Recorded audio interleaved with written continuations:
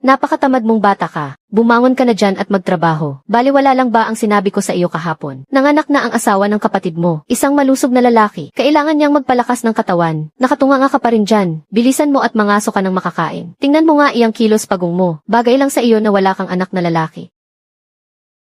Manahimik ka. Ang ingay mo. Pinatatahimik mo ako. Ganyan ka ba makipag-usap sa akin? Lumalaki na ba ang ulo mo at gusto mo nang magrebelde? Bubugbugin kita na suwail kang anak. Napakalupit naman ng tadhana ko. Hirap na hirap kong pinalaki ang aking pangalawang anak. Ngayon nagawa niya pa akong pagbuhatan ng kamay. Ayoko na talagang mabuhay. Ano bang problema ni Jianxi ngayon? Sunod-sunuran naman siya kay nanay dati. Ni hindi man lang makakibo noon. Tapos ngayon pinaiyak niya si nanay. Ang iingay niyo naman. Hindi niyo ba ako patutulugin? Kapag nagising ang mahal kong anak, humanda talaga siya sa akin. Nay, hindi ka naman sinaktan ni Jianxi kanina. Tumahimik ka. Sino ka ba sa akala mo? Huwag kang ang makisali rito. Pangalawa, napakamakitid talaga ng utak mo. Papakainin mo ba ang 3 pabigat na yan? Benta mo na agad para matapos na ang gulo. Magpalit ka ng asawa para magkaanak ka ng lalaki. Hindi ba mas mabuti yun kaysa sa kahit ano? Tingnan mo ngayon, puro mga babae lang ang anak mo. Mamamatay kang walang tagapagmana. Li Jiangwo. Bakit ka ba tumatahol dyan na parang aso? Leche ka talaga.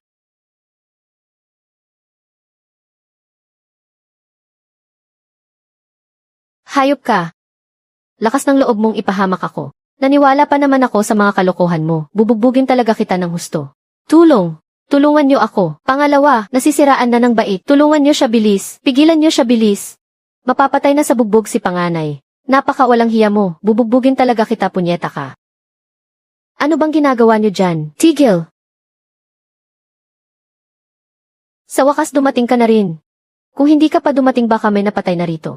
Nawawala na sa sarili si Li Jianxi. Kailangan mo kaming tulungan. Ikaw na ang bahala sa amin. Noon, kapag kumontra ako kahit kaunti lang, o kapag lumaban ako ng kaunti, kung hindi mo ako sasaktan, mumurahin mo ako. Tapos sasabihin mo pang para sa ikabubuti ko ito. At kailangan kong isipin ang kapakanan ng pamilya. Huy! Napaka-plastic nyo. Napakababang uri nyo. Sa huli, ang sarili nyo lang naman ang iniisip nyo. Sa buhay na ito, mabubuhay ako para sa sarili ko lang. Para sa sarili kong pamilya lang. Parang may kakaiba sa pangalawa ngayon ah. Parang naging ibang tao na siya. Manahimik ka. Hindi pa ba sapat ang kahihiyang ito? Huwag ka nang magpahiya sa labas. Pumasok tayo sa loob at doon mag-usap. Anong nangyari dito? Bakit kailangang magbuhat ng kamay? Nagwawala na naman kasi ang pangalawa. Tatay, kung bakit ako nanakit, alam mo naman sa sarili mo ang dahilan. Mahal, pakinggan mo nga ito. Binabastos pa ako nitong pangalawa. Nanganak ng lalaki ang asawa ng bunso natin. Ano namang masama kung tumulong siya ng kaunti? Hindi nga siya makagawa ng sarili niyang anak. Bawal ba niyang tratuhin ng maayos ang panganay nating apo? Inutusan ko lang naman siyang manghuli ng makakain. Para naman maging malapit siya sa pamangkin niya. Kung hindi, kapag tumanda na siya, isang lalaking walang anak at walang magpapatuloy ng lahi. Mamatay na lang siya sa kwarto ng walang nakakaalam. CJ, magbukod na tayo. Hindi niyo na kailangang mamuhay kasama ko. Mukhang lumalakas na ang loob mo ngayon. Naglalakas loob ka pang sabihin na magbukod tayo. Gusto mo bang magrebelde sa amin? Diyos ko po, ang ibang mga anak nag-aagawan para alagaan ang mga magulang nila. Pero ang sa atin, iba. Iniiwasan kami na parang may nakakahawang sakit. Ang bigat sa loob ko bilang isang ina.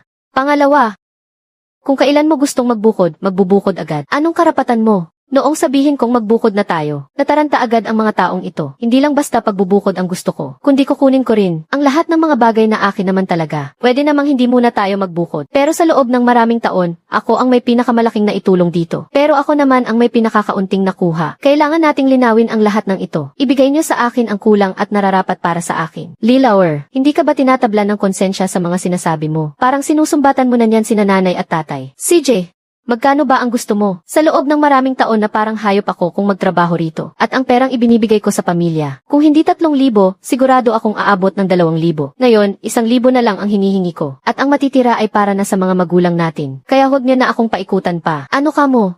1,000. Kuya, nawawala ka na ba sa sarili mo? Akala mo ba negosyo tong pinapasukan mo? Isang salita mo lang, 1,000 agad ang hinihingi mo. At hindi lang basta 1,000 ang usapan dito. May sasabihin pa ako. Hindi pa ba sapat sa'yo ang 1,000? Ano pa bang gulo ang gusto mong simulan? Sige, magpatuloy ka. Umaakyat ako sa bundok para mangaso at kumuha ng karne. Samantalang ang panganay at ang pangatlo ay hindi pwedeng umasa na lang sa libreng pagkain. Silang dalawa, dapat din silang magtrabaho sa komunidad para makakuha ng puntos. Wala akong oras para dyan. Marami pa akong ibang inaasikaso rito. Wala akong panahon para sumama sa grupo. Hindi rin ako makakapunta. Kapapanganak lang kasi ng asawa ko ng isang lalaki. Kailangan ko silang alagaan. Walang gustong pumunta, ganoon ba? CJ, kung ganoon, maghiwalay na tayo ng pamamahay. Mamuhay kayo ng maayos sa sarili ninyo. Buhay ko naman ang aasikasuhin ko. Pangalawa, magtiis ka muna sandali. Pwede ba? Pumunta ka muna para manghuli ng hayop. Ihatid mo sa iyong hipag. Inisip ko na ang tungkol sa usapin mo. Pagbalik mo, tiyak na bibigyan kita ng kasiyasyang sagot. Medyo masama ang pakiramdam ko. Sa ibang araw na lang ako pupunta. Pangalawa, lalo ka nang nawawala ng galang ngayon. Ang pamamahay na ito, hindi mo ito maaaring hatiin.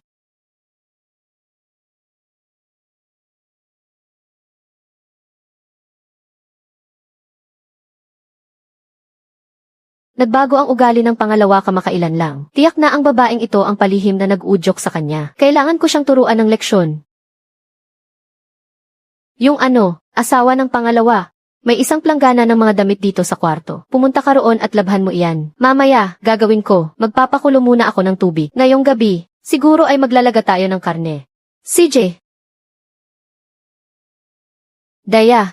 Nangaso ang tatay mo. Tiyak na may maiuwi siyang masarap mamayang gabi. Gusto mo bang kumain ng karne? Lola, talaga bang bibigyan mo ako ng karne? Siyempre naman. Si Daya ang panganay na apo ni Lola. Pinakamahal ni Lola si Daya. Pero kailangang maging masunuri ni Daya para bigyan ka ni Lola ng karne. Tiyak na makikinig si Daya kay Lola. Napakabait talagang apo ni Lola.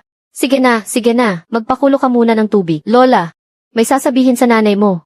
Pagkatapos naming mag-usap, pagdating ng tatay mo, may makakain na tayong karne.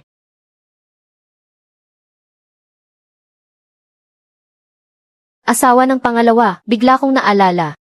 Yung asawa ni Mang Liu sa kapitbahay, hindi ba halos 2 taon na siyang pumanaw? Parang ganoon nga po. Huwag mong mamaliitin ang pamilya ni Mang Liu. Talagang napakayaman nila. Nagpapakalat na siya ng balita sa mga taga-sundo kung saan-saan. 300 ang dote. Para lang magkaroon ng tagapagmana. Asawa ng pangalawa, malaki na rin si Daya. Bakit hindi natin siya ipakasal doon? Inay, nasisiraan na ba kayo ng bait? Lampas 6 na po na si Mang Liu, 12 taon pa lang si Daya. Dahil lang sa pera ng dote, itatapon niyo ang bata sa kumukulong apoy. Napakatanga mo talaga. Sa tingin mo ba ipapahamak ko si Daya? Binibigyan ko lang siya ng pagkakataong mabuhay ng maayos. Mayaman ang pamilya ni Mang Liu. Hindi ba mas mabuti yun kaysa maghirap dito sa atin? Babae lang naman siya. Darating din ang araw na mapupunta siya sa ibang pamilya. Hindi maaari. Hindi magpapakasal si Daya. Ayaw mo. Sino ka ba sa akala mo? Wala kang ang silbi dahil hindi ka makapanganak ng lalaki. Wala kang karapatang magsalita. Lumalaban ka pa sa akin. Mukhang naghahanap ka talaga ng sakit ng katawan. Anong ginagawa nyo? Itigil nyo yan. Itigil nyo yan. Pangalawa, tamang-tama ang dating mo. Tingnan mo nga yung asawa mo. Pinaglalaba ko lang naman siya. May gana pa siyang ibalibag ang mga damit sa sahig. Huwag kang makialam dito. Ngayong araw, tuturuan ko talaga siya ng leksyon para sa iyo. Para malaman niya kung sino ang masusunod dito. Walang galang sa nakatatanda, napakawalang hiya niya. Pangalawa, bakit ang aga mo namang umuwi? Nasaan ang mga huli mo? May lumitaw na leopardo sa bundok ngayon, kaya 2 ligaw na manok lang ang nakuha ko. Iwan mo rito ang kalahati ng mga nakuha mo sa bundok. Iwan mo rin ang lahat ng itlog ng ligaw na pato. Gagamitin natin yan para ipagpalit sa mantika, asin, toyo at suka. Pangalawa, may leopardo man sa bundok, hindi naman pwedeng 2 ligaw na manok lang ang iuwi mo. Ang pangalawang ito ay lalong nagiging walang silbi. Dinadahilan pa sa akin ang leopardo. Xiu Fang. Anong nangyari? Sabihin mo sa akin. Kakampi mo ako. Li Jiansh. Maghiwalay na tayo. Wala akong hihinging kahit ano sa iyo. Isasama ko ang 3 bata. At saka wala naman kayong pakialam sa kanila, hindi ba? Xiu Fang. Patawad. Kasalanan ko dahil hindi ko kayo naalagaan ng mabuti. Xiu Fang. Natauhan na ako. Ikaw at ang 3 nating anak na babae, ang tunay kong lakas at sandigan sa buhay na ito. Gagawin ko ang lahat para mabigyan kayo ng pinakamagandang buhay. Magandang buhay. Sa tingin mo ba ay maniniwala pa ako sa iyo? Aalis ako ngayon para mangaso. May nahukay ako sa bundok, isang kumpol ng pambihirang orchid. Napakahalaga nitong pambihirang orchid. Plano ko itong ibenta para mapag-aral natin ang mga anak nating babae sa bayan. Seryoso ka ba? Sa sinasabi mo, syempre naman, bakit naman kita lolokohin? Hindi ko na kayo hahayaang maghirap pa. Itong nahukay ko. Napakaganda ng kalidad. Sa tingin ko mabebenta natin ito ng halos 1,000 piso bawat kalahating kilo. Ano? 1,000? Kaya kailangan natin itong itagong mabuti. Huwag na huwag nating ipapaalam sa panganay at sa pangatlo. Tatay, nanay. Tatay, nanay, kakain na po. Narito po ako para tawagin kayo para kumain. Sabi ni Lola may karne raw tayong ulam ngayong gabi. Sige, alam na namin. Susunod na kami ng tatay mo doon. Xiu Fang. Kapag nakaipon na tayo ng sapat na pera, bubukod na tayo ng pamilya, aalis tayo sa lugar na ito para mamuhay ng mag-isa.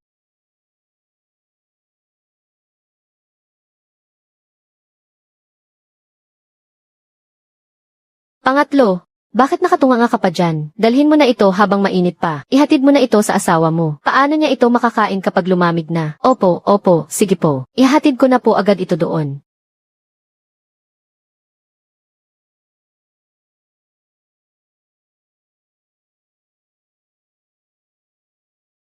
Pangatlo, huwag mo munang ipakain ang karning iyan. Maghintay ka muna dyan.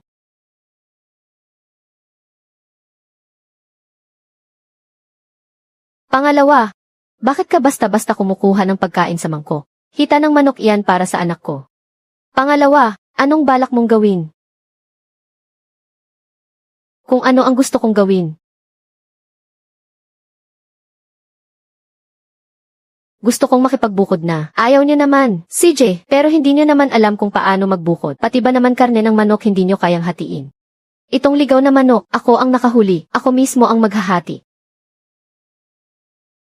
Itong ligaw na manok ay ako ang nakahuli. Pati ang mga sangkap sa loob niyan ay ako ang kumuha sa bundok. Pati ang mantika, asin, toyo, suka at mga pampalasa ay ako rin ang nagpalit. Hindi ko gagalawin ang pagkain ninyo. Ito na lang ang alay ko bilang paggalang sa inyong dalawa. Si kuya at ate ay may sariling anak na lalaki. Hindi nila kailangang makihati sa pagkain ko. Ang asawa at anak ni Bunso ay nariyan naman siya para mag-asikaso sa kanila. Kaya hindi rin nila kailangang makihati sa pagkain ko. Laging sinasabi ni nanay na ang sabaw ng ligaw na manok na ito ay ang pinakamasustansya. Kaya ngayon ibibigay ko ang pinakamasustansya. Sabaw ng manok na ito at hahatian ko ang dalawang pamilya ninyo ng tig-isang mangkok. Tapos na akong maghati. Sino sa inyo ang sumasang-ayon? Sino ang tumututol? Pangalawang Lee, sobra ka na talaga at wala ka ng kinatatakutan. Pangalawang Lee, mailakas ka ng loob. Aking may bahay, hindi na tayo kakain. Babalik na tayo sa kwarto. Umalis na sina nanay at tatay. Kaya hindi na kami kakain sa harap ninyo. Hindi namin ipagyayabang. Halika na at isama natin ang mabait nating anak. Babalik na tayo sa kwarto para kumain ng karne. Papa, para talaga ba sa atin ang mga manok na ito? Para kainin natin? Siyempre naman, sige kain na, para sa inyo lahat ito. Wow, grabe, ang sarap talaga. Ibebenta ko bukas itong mga halamang gamot. Pag may pera na, bibigyan ko kayo ng pinakamagandang buhay.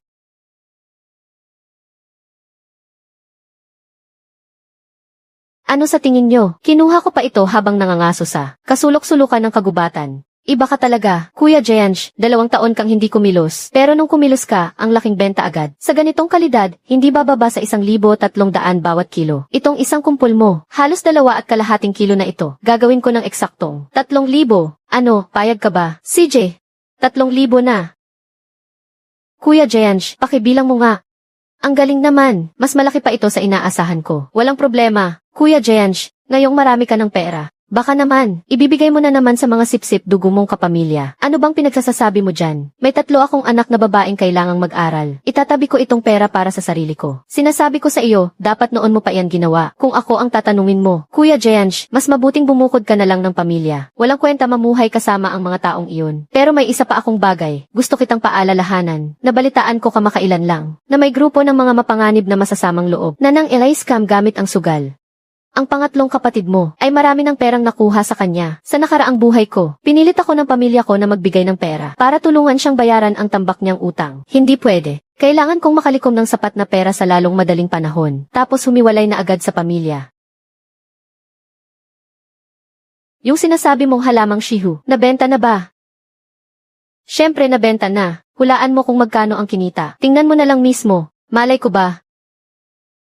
Bakit sobrang dami nito? Magkano ba lahat ito? Nabenta ko yung Tiepi Shihu kay Wei Sanhe. Kumita tayo ng buong 3,000 piso. Itago mo na agad yan. Baka may makakita pa niyan mamaya. Napakaraming pera nito. Bakit mo binibigay sa akin ito? Asawa kita eh. Kung hindi ko ibibigay sa iyo, kanino pa ba? Bakit ka naman umiiyak dyan? Sige na makinig ka sa akin. Hindi ah. Sobra lang akong masaya. Sa wakas, umaayos na rin ang buhay natin. Mabuti naman kung ganyan ang tingin mo. Sa kaasawa ko, di ba may pumunta rito sa bundok natin na isang leopardo? Maghahanda muna ako. Kung mahuhuli ko ang leopardong yun, yung kikitain natin doon, sapat na para sa atin sa kabayanan, para makabili ng sariling bahay.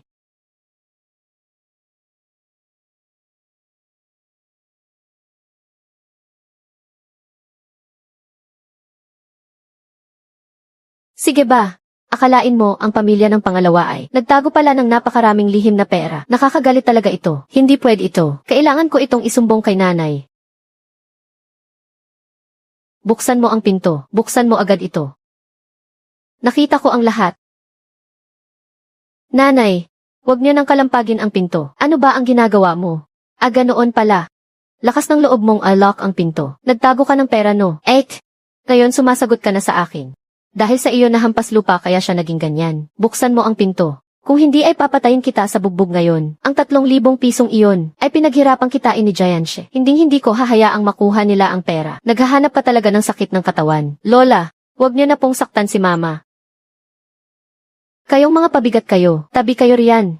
Lausan, sirain mo ang lock. Ngayong araw kailangan ang pintong ito. Ay masira niyo para sa akin. Boss.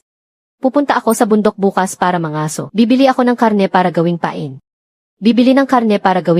Mukhang malaking huli ito ah. Babayaran ko na muna ito. Kukunin ko na lang ng maaga ang karne bukas. Kuya Jian, may masamang nangyari. Umuwi ka na agad sa inyo. Binubugbog ng nanay mo ang asawa mo. Ano? May nananakit. Lakasan mo pa ang pagwasak. Kailangang bago pa bumalik si Lauer, ay nakuha na natin ang pera.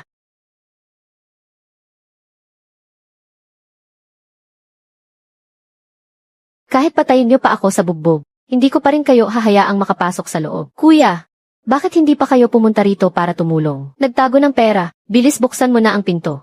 Naririnig mo ba ako? Bilisan mo at kunin mo ang perang iyon. Ilabas mo lahat yan, dahil kapag bumalik si Lauer, mahihirapan na tayong makuha ito. Bilis tulungan mo ako. Tabi dyan. CJ, ikaw ang nagtulak sa akin na gawin ito. Di ba sinusulsulan mo pa ang anak ko na makipaghiwalay ng pamilya, bubugbugin kita hanggang sa mamatay ka ngayon. Tingnan ko lang kung paano ka pa makikipaghiwalay. Subukan mo lang.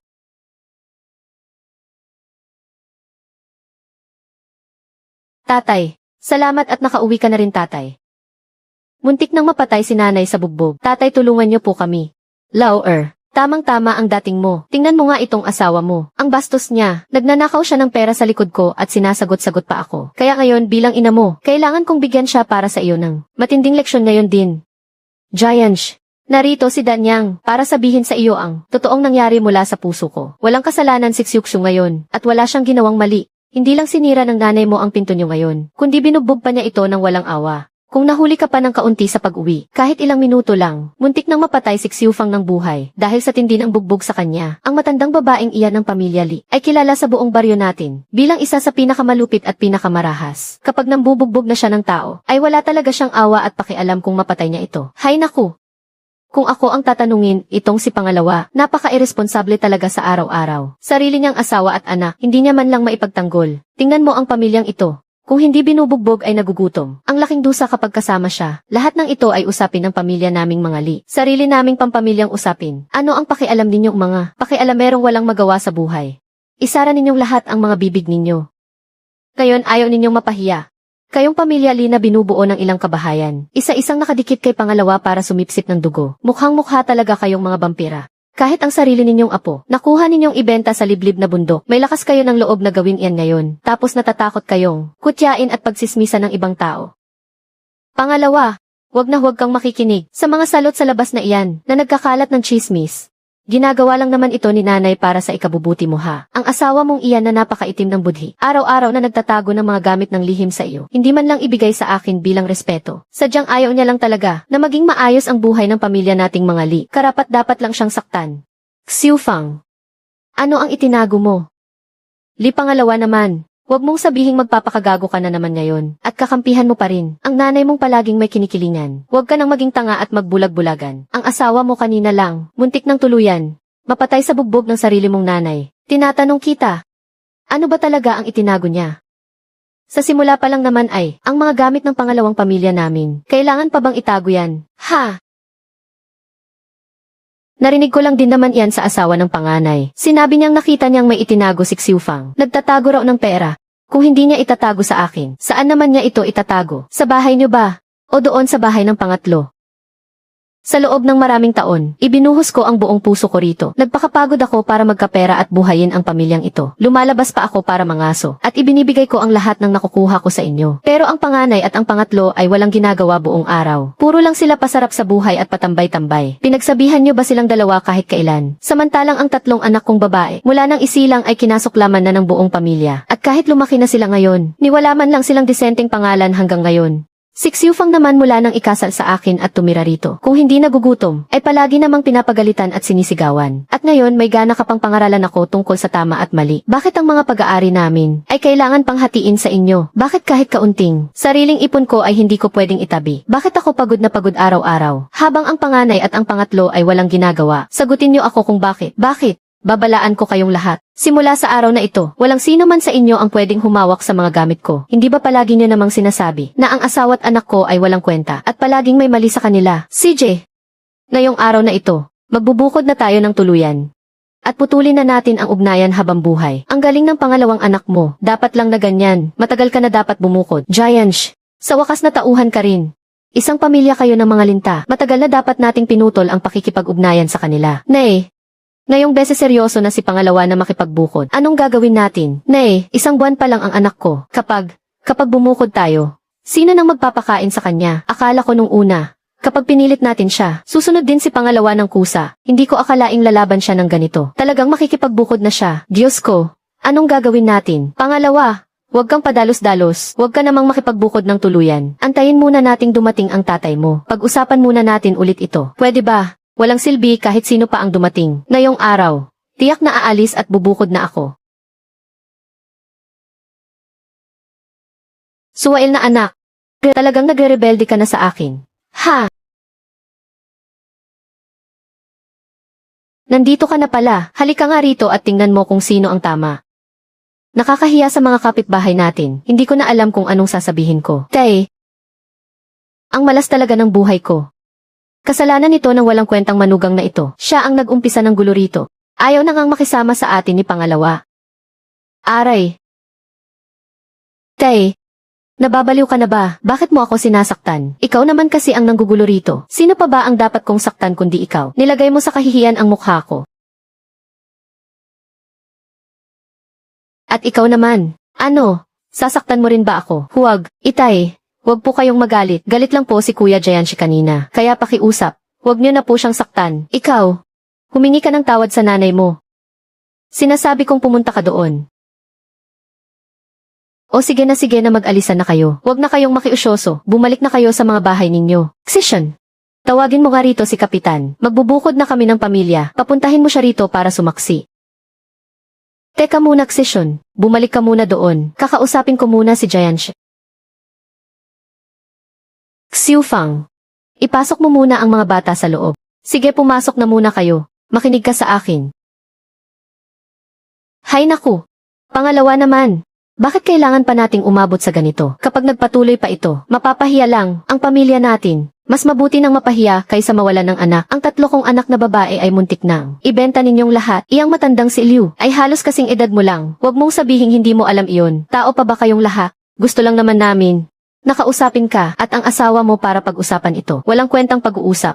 Subukan ninyong hawakan kahit isa sa mga anak ko. Isusumbong ko kayo sa munisipyo at magre-report ako sa presinto ng pulis. Humanda kayong mabulok sa kulungan. Malinaw na nakasaad sa batas na ang pagpilit sa menor de edad na mag-asawa ay itinuturing na child trafficking. Krimen ang ginagawa ninyo.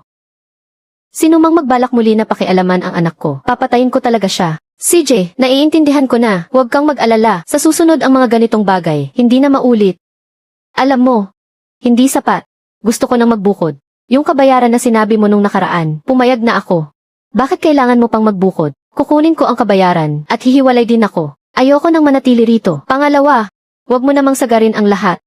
Kung hihiwalay ka ngayon, sino ang mag-aaruga sa iyo sa pagtanda mo? Diyan lang ba sa 3 anak mong babae? Aasa ako sa 2 anak kong babae. Kapag kumita ako ng pera sa hinaharap, hahanapan ko ang mga anak ko ng 3 manugang na dito titira sa amin. Wala na kayong pakialam doon. CJ, ang tindi mo. Kilos, kunin mo ang pera. Dali na.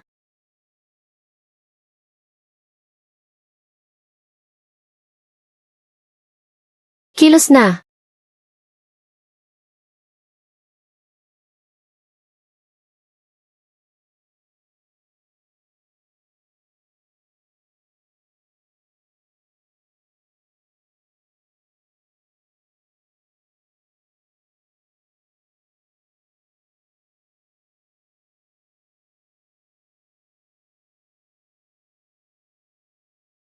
Napakalaking pera nito. Hindi naman pwedeng basta na lang ibigay kay pa. Kung gagamitin ko ito para sumugal ulit, baka sakaling mabayaran ko ang lahat ng mga utang. Tay, si Mingming natin ay malapit na ring pumasok sa eskwela. Hindi ba dapat mag-iwan din para sa panganay mong apo ng pambayad sa eskwela? Kuya, anong sinasabi mo? May mga kamay at paa ka naman. Kung magtatrabaho ka lang. Si Liming, paano namang mawawala ng pambayad sa eskwela? Hindi pa sapat ang lahat ng ito. Ano? Kulang pa ba sa inyo? Hindi pa sapat. Sa loob ng napakaraming taon, kayong 2 matanda, karapat-dapat lang naalagaan ko kayo. Pero magkano ba ang nakain sa akin ng pamilya ni Kuya? Gaano karami ang nagamit nila mula sa akin? Magkano ang nagastos para sa kasal ng bunso? Kung hindi niyo ako bibigyan ng paliwanag ngayon, simula sa araw na ito, wala na kayong anak na ako. Huwag kang masyadong abusado. Mukhang kailangan mo lang ng leksyon. Teka. Masakit manuntok si pangalawa. Hindi mo siya kaya. Anak ko. Isang pamilya naman tayo. Talaga bang lalayo ka ng tuluyan? Ako ba ang malupit? O kayong nagbenta sa sarili niyong apo? Para lang tustusan ang sarili nyo. Mas malupit pa ang 2 mong anak at mga apo. Sige, CJ. Napakagaling ko talagang magpalaki ng anak. Kwentahin natin ng walang kulang. Hindi na tayo magkikita kahit kailan. Kumuha ka ng papel. Gumawa tayo ng kasunduan. Ang lahi ng mga Li. Dito na nagtatapos.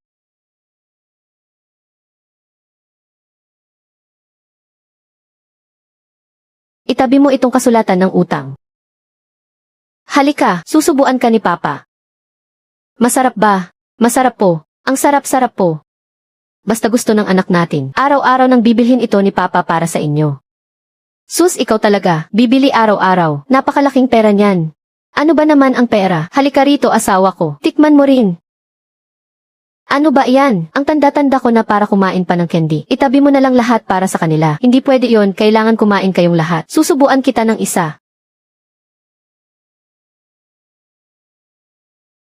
Mahal, may isa pa akong gustong sabihin sa'yo. Isama mo ang anak natin sa bayan bukas. Tumuloy muna kayo sa bahay ng kaibigan ko ng ilang araw. Wala pa nga tayong matutuluyan doon. Bakit biglaan naman yata ang pagpunta natin sa bayan? Saka magbabago na ang patakaran ng gobyerno. Hindi na ibabase sa mga puntos sa trabaho. Ipapamahagi na ang mga lupa sa bawat pamilya. Hahatiin ito depende sa bilang ng tao. Pareho lang ang lalaki at babae. Ayaw mo namang maging magulo ang bahagi ng anak natin sa lupa. Kasama ang pamilyang ito. Sa bandang huli, diba? Sinabi sa akin ni Wei na baka sila Usan ay may malaking utang sa sugal. Doon sa labas. Natatakot ako na kung sakaling wala ako sa bahay. Pakikialaman na naman kayo ni nanay. Mabuti pang umalis na kayo agad mag-iina. Sige, lilipat tayo. Mag-aayos na ako ng gamit ngayon din.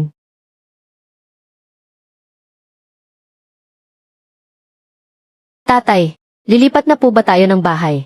Anak, aalis na tayo rito. Para sa susunod ay wala nang mga ngahas na mang-api kay nanay at sa kapatid mo. Yehey! Lilipat na tayo ng bahay. Kung ganoon, Kuya Jayanshe, ako na muna ang mag-aasikaso kay ate at sa mga bata para patuluyin muna sa bahay ko. Kapag tapos ka na sa mga gawain mo, saka mo na sila balikan doon. CJ, maraming salamat sa tulong mo, kapatid. Hindi ka ba sasama sa amin? May dumating na bigating kliyente. Gusto niyang bilhin ang buong buto ng leopardo. Napakatiyempo talaga, diba? Umakyat ako sa bundok noong isang araw. At tamang-tama nakakita ako ng isa. Ito na talaga ang bigay ng may kapal. Para bigyan tayo ng bagong bahay. Babalik ako agad pagkatapos kong mabaril ang leopardo. Kung ganoon magsama ka ng maraming tao doon. Hindi biro ang manghuli ng leopardo. Huwag kang mag-alala, ate. Alam mo naman kung gaano kagaling si Kuya Jayanche dito sa buong bayan natin. Si Kuya Jayanche, sa pangangaso, ay talagang subok na at totoong-totoo. Sobrang galing talaga niya. Mag-iingat ka talaga doon. Mag-iingat ako, Xiu Fang, mga anak. Pag uwi ko galing dito, makakatira na kayo na talagang atin at sarili nating bagong bahay.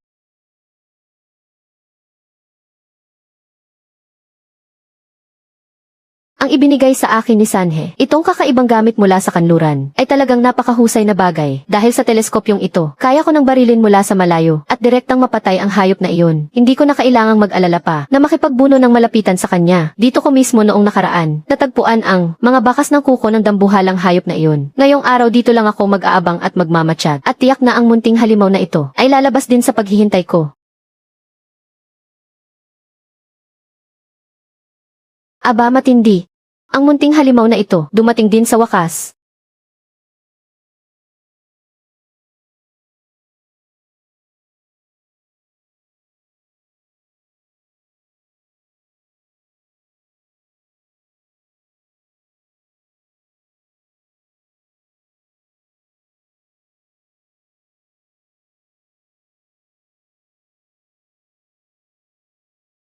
Sa dalawang putok na tumba ko ang isang malaking leopardo.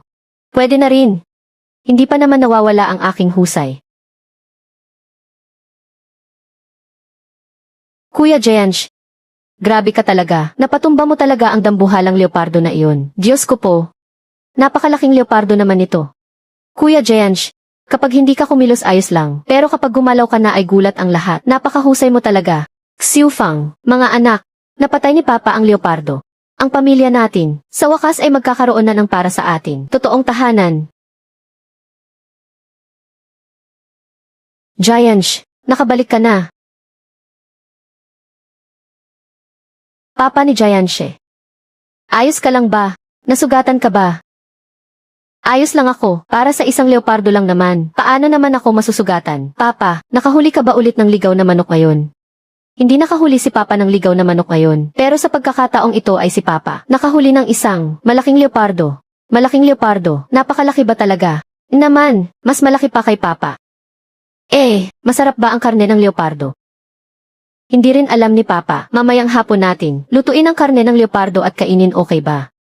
Kuya, nakabalik na ako. Ang bilis naman, nakuha mo ba ang pera? Hindi lang basta mabilis. Ang kliyente nga, gustong-gusto ang leopardo nang makita ito. Nagbayad agad siya. Gaano karami yan? Gaano karami? Tingnan mo na lang mismo. Napakaraming pera naman ito. Xiu Fang, ngayong mayroon na tayong perang ito, makakabili na tayo ng bahay sa bayan, ay matutupad na sa wakas. Sanhe, maraming salamat sa iyo ngayon. Kung hindi dahil sa mga koneksyon mo, hindi ako makakakuha ng ganito kalaking pera. Kuya, huwag mo naman akong tratuhing parang ibang tao. Kitang-kita naman na ako ang sumasandal lang sa iyo. Kung hindi ka sumabak, wala talagang sinuman ang makakahuli ng ganoon kalaking leopardo. Kapatid, may pakiusap pa sana ako sa iyo. Baka pwede mong pakitignan sa paligid mo. Kung may nagbebenta ng bahay, nagmamadali na akong lumipat ng tirahan. Nagbebenta ng bahay ba? Teka lang, mag-iisip muna ako. Teka nga pala, may ganoon nga talagang tao. Wuxiuyuan. Tandang-tanda ko pa sa nakaraang buhay ko. Si Wuxiuyuan ang pinakaunang nagsimula sa bayan, na nagtayo ng negosyo sa pagproseso ng mga produkto mula sa bundok at unti-unting umasenso mula doon. Seryoso niyang pinasok ang industriyang ito, hanggang sa maging isang malaking industriya ito. Naging isa siyang napakalaking negosyante. Sanhe, pag may libreng oras tayo, sabay tayong pumunta para tignan. Manggu, dali tingnan mo ito. Ito ang matalikong kaibigan, ang nakahuli sa mabangis na leopardo, isang napakatinding tao. Siya nga iyon. Naku Kuya Jayanche, matagal ko nang naririnig ang pangalan mo. Halika, maupo ka, bilis maupo ka. Kuya Wu. Sa totoo lang, gusto ko sanang bumili ng bahay dito sa malapit. Nabalitaan kong may ibinebenta kang bahay, kaya sinadya naming pumunta rito para magtanong. Magkano mo naman gustong ibenta ito? 15,000. Sandali lang, noong una nagkasundo tayo sa 10,000. Bakit naging 15,000 na ngayon? Pasensya na talaga.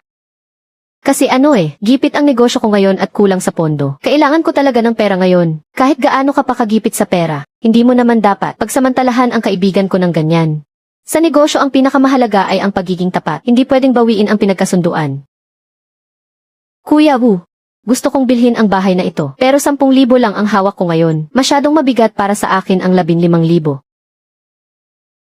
Ang negosyong binanggit ninyo kanina, di ba tungkol iyon sa mga produkto mula sa bundok? Paano mo nalaman? Patuloy na nagbabago ang panahon ngayon. Mas nagiging mahigpit na ang pamahalaan sa pagprotekta sa mga ligaw na hayop dahil talagang binibigyang halaga na nila ito. Hindi na pwede ang dating uri ng paghahanap buhay ngayon. Mabuti na lang at may pananao sa hinaharap ang isang katulad mo, Kuya Wu. Kaya tama lang na nakatutok ka sa negosyo ng mga produkto mula sa bundok dahil ito talaga ang matalinong hakbang para sa pangmatagalang pag-unlad. Tama ang sinasabi mo, Kuya Jiansh. Iyan din mismo ang iniisip ko. Kuya Wu, pag-usapan nating mabuti ang bagay na ito. Tungkol naman sa bahay na ito, sana ay ibenta mo pa rin sa akin sa halagang 10,000. Sanay akong pumasok sa kagubatan para mangaso sa buong taon. Alam ko kung saan matatagpuan ang mga pambihirang produkto doon. Kaya sa susunod ay mas marami akong maibibigay na supply sa iyo. Siguradong makatutulong ito sa negosyo mo ng mga produkto mula sa bundok para mas lalo pa itong umasenso. CJ, magandang ideya nga iyan. Sige, ganyan ang gawin natin. Pareho tayong makikinabang kapag nagtulungan tayo.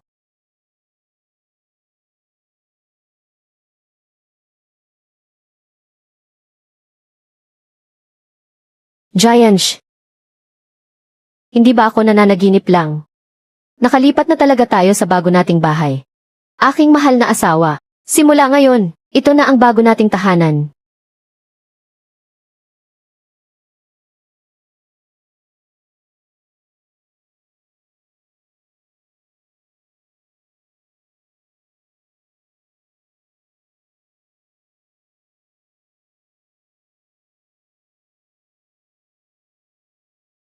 Daya, Eya at Sanya, halik kayo rito at tumulong kayo. Magbabalot si Mama ng dumplings ngayong gabi. Yehe, makakakain na tayo ng dumplings ngayon. Huwag kayong mag-alala, maraming dumplings para sa lahat ngayon. Kayo talaga, kumain kayo hanggat gusto ninyo. Jiansh, iba ka talaga. Dahil sa iyo kaming mag-iina, ay nakatira na sa ganito kalaking bahay. Masaya ako na nagustuhan mo. Mula ngayon, dito magsisimula ang bagong buhay ng ating pamilya. Halina kayo at kumain ng dumplings. Naku, lagot na. May masamang nangyari. Kuya Jiansh, salamat at nahanap din kita. May nangyari sa nayon natin.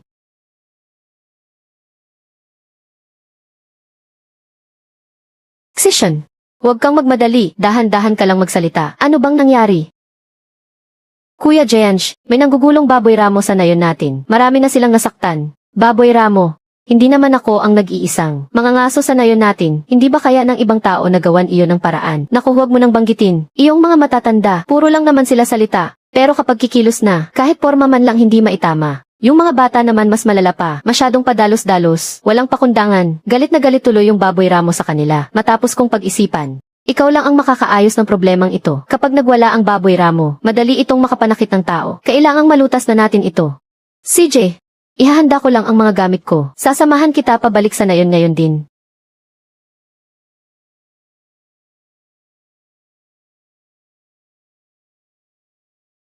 Hindi ba manghuli tayo ng baboy ramo? Ilang beses na kaming nag-organisa ng pangangaso ng baboy ramo noon. Kaso wala naman kaming nahuli. Maging ang mga sarili naming gawain sa bahay ay napabayaan na rin. Nawalan na ng tiwala ang lahat. Marami na rin ang nagsipag-alisan. Kami-kami na lang ang natira. Hayaan mo na. Kahit konti lang tayo, ayos na rin. Mas mabuti na ito kaysa sa wala. Mga kasama, makinig kayo sa akin. Hindi pwedeng makipagsabayan sa lakas ng baboy ramo. Ang pinakaimportante ay ang mga patibong. Napakatuso ng hayop na iyan. Matalas ang pang-amoy at magaling umalala. Ang mga ilalagay nating patibong, kailangang maging tuso at nakatago ng maayos. Teka, sino ka ba? Naranasan mo na bang mangaso? At ngayon ikaw pa ang nagmamando sa amin dito. Siya si Kuya Jiansh, ang numero unong mangangaso sa ating baryo. Kamakailan lang, nakahuli siya ng isang malaking leopardo. Huwag mo nga akong yabangan.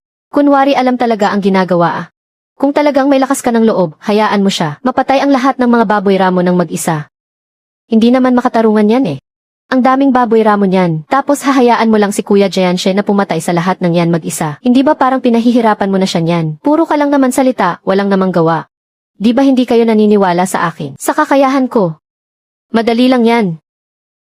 Kaya ipapakita ko sa inyo ngayon.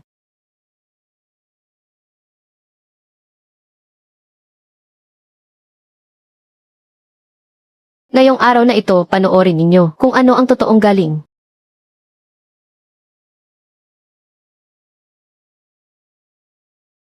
Patay na, lagot na talaga.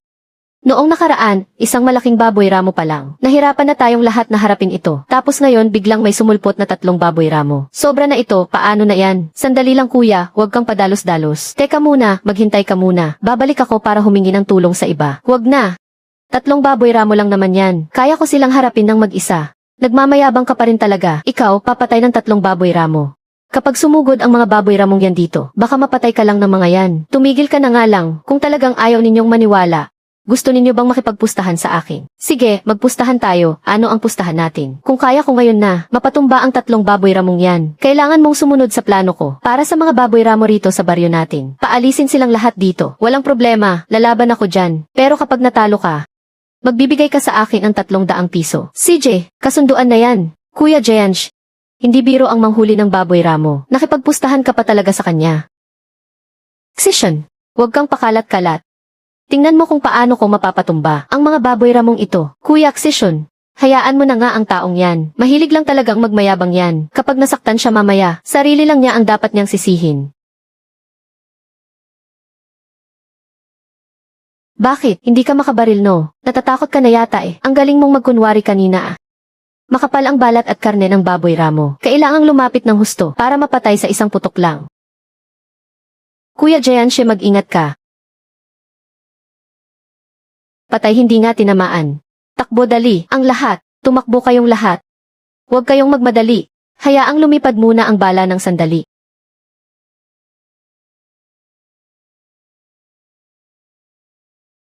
Ang bangis ng asinta mo, 3 putok 3 baboy ramo agad ang tumba. Kuya, isama mo naman ako. Gusto kong matutong mangaso kasama ka. Kuya, isama mo naman ako. Gusto kong matutong mangaso kasama ka. Turuan mo ako.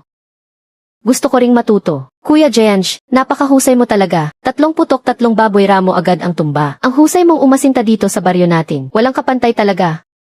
Kuya Jayansh, napatumba mo na rin ang mga baboy ramong ito. Ano nang susunod nating gagawin? Susunod kaming lahat sa iyo. Nga, Kuya Jayansh, susunod kaming lahat sa iyo. Pagkatapos kailangan nating maghukay ng mga bitag. Marami tayong kailangang hukayin. Pero kulang tayo sa tao ngayon. Ganito na lang, tawagin ninyo ang lahat ng tao sa kalapit na baryo. Pasanin ninyo ang mga baboy ramo na iyan. Mag-ingay kayo gamit ang mga tambol at gong. Umikot kayo sa buong nayon para makita tayong lahat ng mga tao na nakahuli tayo ng baboy ramo. Mas madali na nating mapagtitipon ang mas maraming makakatulong. Napakahusay ng naisip mo. Kuya Jayansh, gagawin namin kung ano ang sinabi mo. Mga tol, pasanin natin ang mga baboy ramo at tara na. Mga kanayon, nakahuli tayo ng baboy ramo ngayon. Ang Kuya Jayansh natin ang nakahuli nito. Halikayo at tingnan ninyo. Grabe naman, nakahuli talaga sila ng 3 naglalakihang baboy ramo. Si Lee Jayansh ang nakahuli niyan. Ang galing naman niya. Syempre naman, sino pa nga ba ang Kuya Jayansh natin? Subok na ang galing niyan.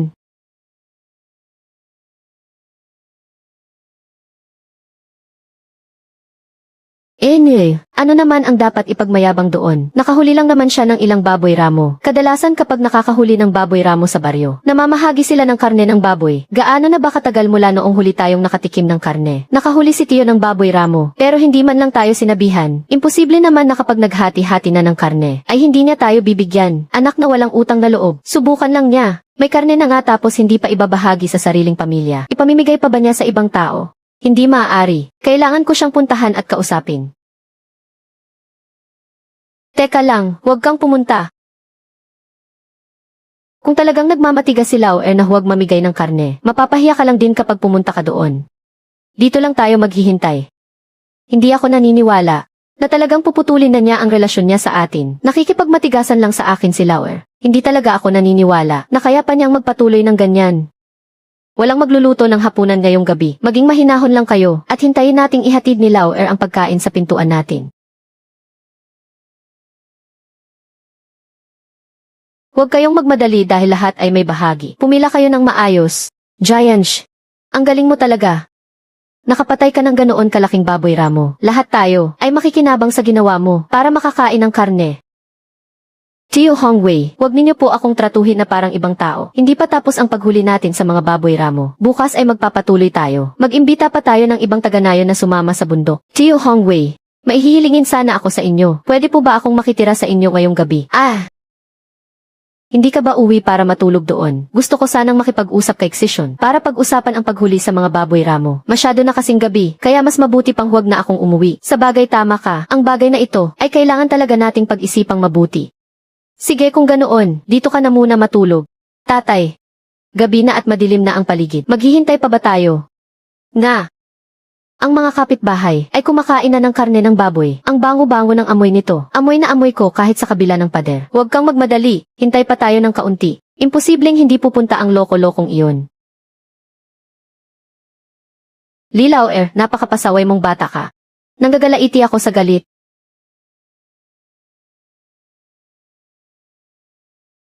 Kuya Jianj, nakalabas ka na pala. Itong mahigit 10 mga kanayon natin, lahat sila ay nagbabalak na sumama sa atin para sabay-sabay tayong mangaso ng baboy ramo. Sige, umalis na tayo.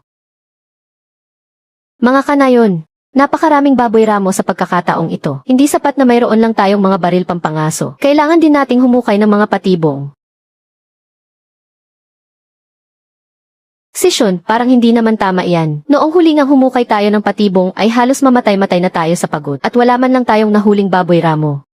Totoo nga naman ang sinabi niya. Sa tingin ko talaga, mas maganda pa kung ang bawat isa sa atin ay bigyan ng tig-isang baril pampangaso dahil mas praktikal iyon. Hindi ba mas maganda iyon kaysa maghukay ng lupa? Napakahirap kayang trabaho ang paghukay. Bakit kami ang kailangang maghukay ng lupa? Kung paghukay lang din, hindi na ako sasama. Aalis na ako. Kaya pala ang mga taong ito ay gusto lang makakuha ng mas maraming parte ng karne ng baboy ramo. Pero ayaw naman nilang magtrabaho. Pakiusap, tumahimik muna ang lahat. Nangangako ako sa inyo rito. Ang sinumang tutulong sa paghukay ng patibong ay hindi lang pakakainin ng tanghalian, makakakain pa ng karne ng baboy ramo.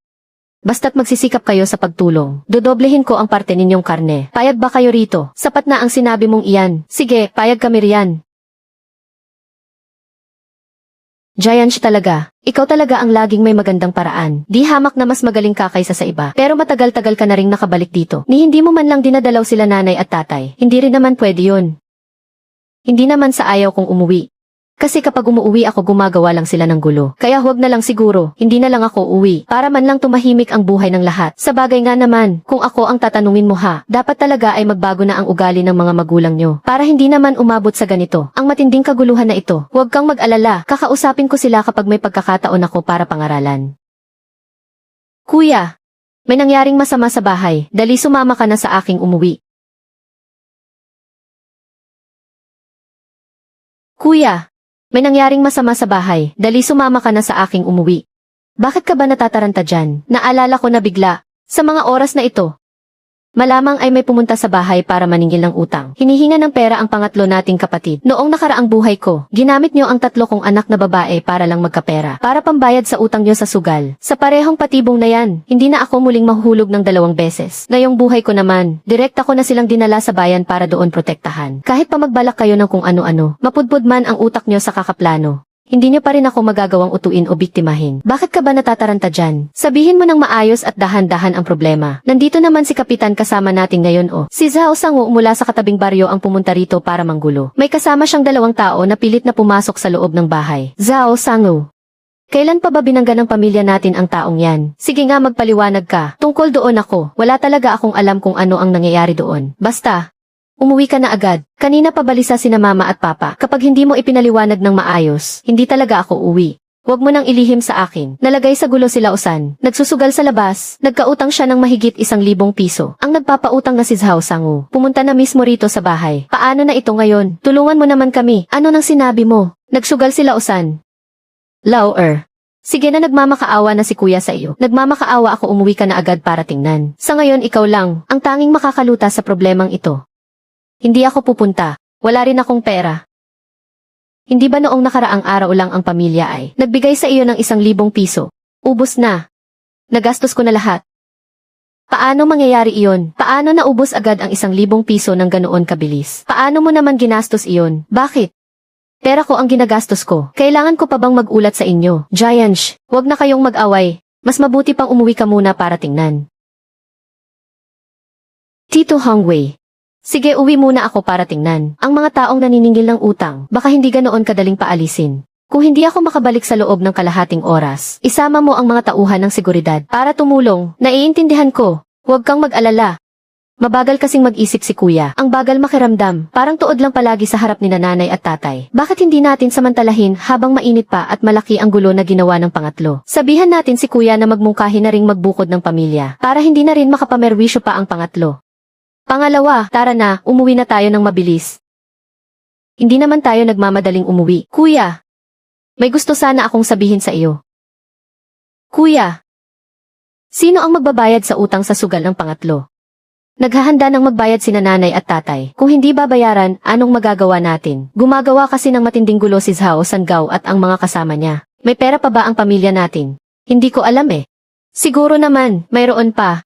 Kung hindi ako magbibigay ng pera, maglalabas pa kaya sina nanay at tatay ng pera para sa pangatlo? Hindi ko rin alam eh.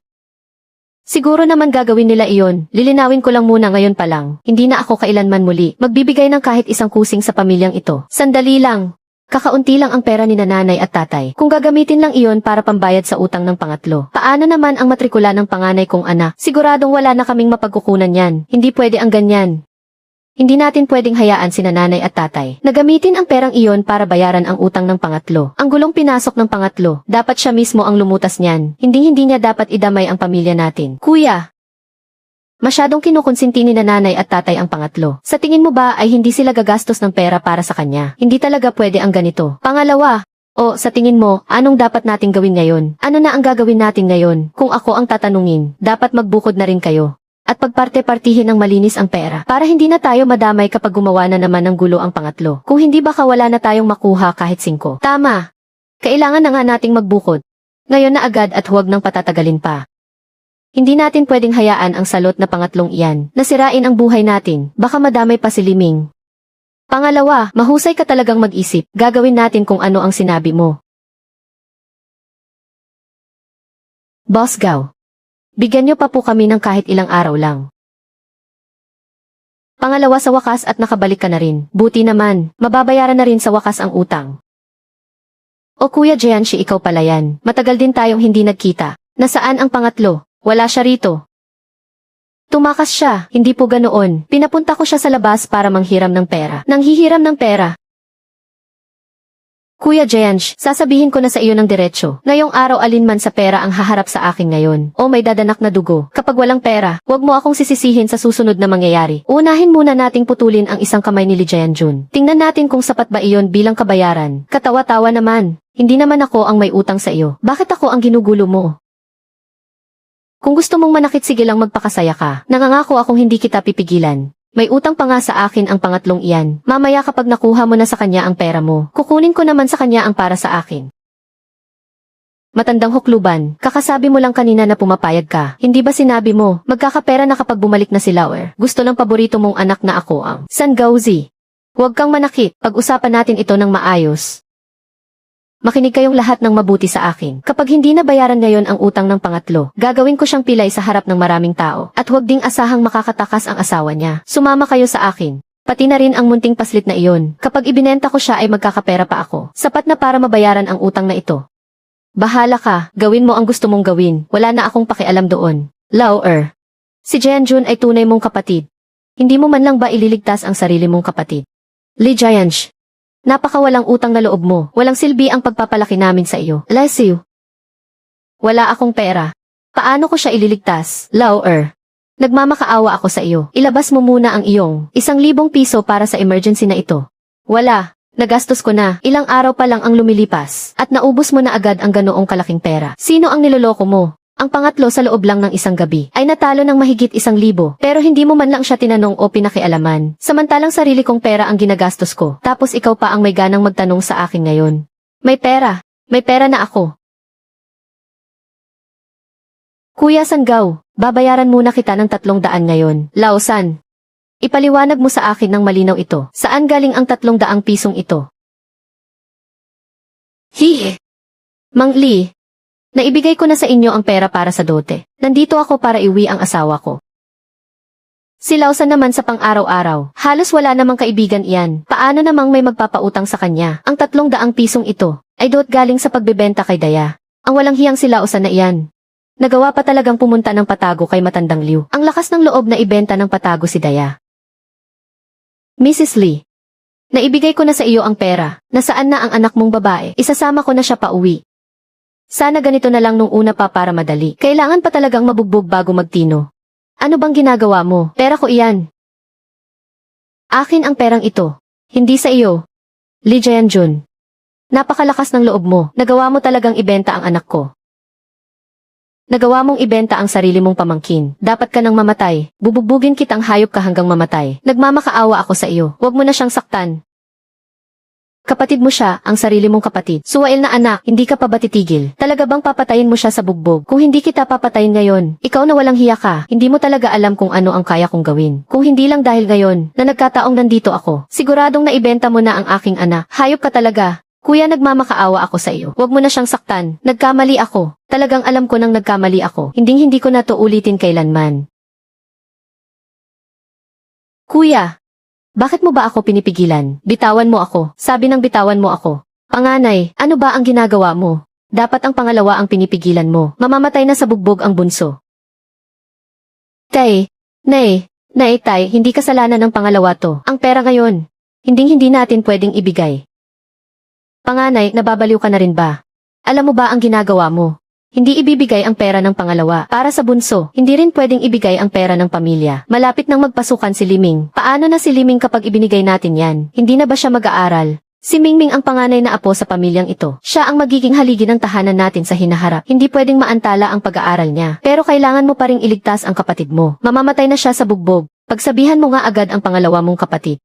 Sa init ng ulo ng pangalawa, tingin mo ba maglalabas siya ng pera? Pasalamat nga tayo kung hindi niya mapatay ang bunso. Hindi ko na pakikialaman to. Tay, kuya, nagmamakaawa ako sa inyo. Iligtas niyo naman ang bunso. Kakapanganak pa lang ni Xiao Bao. Hindi siya pwedeng lumaking walang ama. Napakalaking gulo ng dinala ng bunso. Tapos may gana pa siyang magmakaawa sa akin. At gusto niya pang ako ang mag-ayos ng dumi niya. Pero kanina lang, nagawa niya pang ibenta ang anak kong babae. Paano niyo pa nakuha ang kapal ng mukha na magmakaawa sa akin? Tama na. Walang katapusan na to. Sayang lang ang oras ko. Kukunin ko ang pera ko. Bahala kayo kung paano niyo gustong mag-away. Hala! San Gauzi, ano nang ginagawa mo? Subukan mo lang, anak ng tinapa naman. Tingnan mo kung paano kita tatapusin. Tama na. Ayoko na ng pera.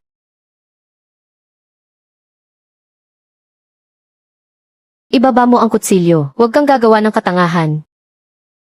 Ang utang sa iyo ni Lee Jae-jun, puntahan mo siya, wala akong pakialam. Subukan mo akong galitin at tatapusin kita. Alam mo naman ang sasabihin mo mamaya, di ba? Opo, alam ko. Tito Hongwei, nandito na po kayo. Gusto niyo bang gumawa ng gulo rito? Gusto niyo bang mapunta sa presinto? Ganoon ba?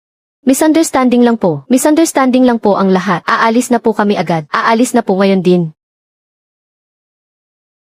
Dahil maayos naman na kayo rito, babalik na rin ako. May aasikasuhin pa ako doon. Hindi pwede. Habang nandito si Tito Hongwei, kailangan na nating ayusin ang lahat ngayon. Kailangang malutas na ang lahat. Sandali lang, Tito Hongwei. Gusto ko pong magsumbong.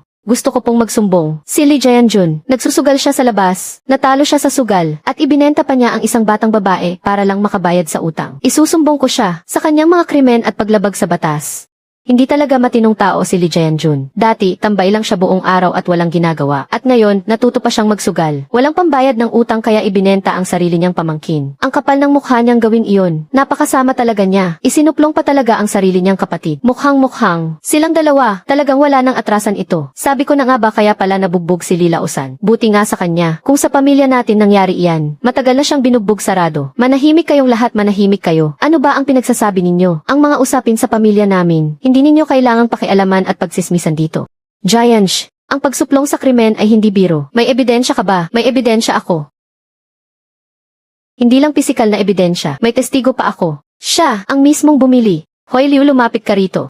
Natalo sa sugal si Lee Jae-jun, walang pambayad ng utang, kaya ibinenta niya ang 12 taong gulang kong anak na babae. Ibinenta sa mahigit 50 taong gulang, na si Matandang Liu. Ang hawak kong pera ay maruming pera. Matandang Liu, totoo ba ang sinasabi niya? Giants, manahimik ka. Ano ba ang pinagsasabi mo dyan? Kapitan, huwag kayong makinig sa mga pinagsasabi niya. Naghahanap lang naman kami ng mapapangasawa para sa apo natin. Itong 300 piso. Dote ayon.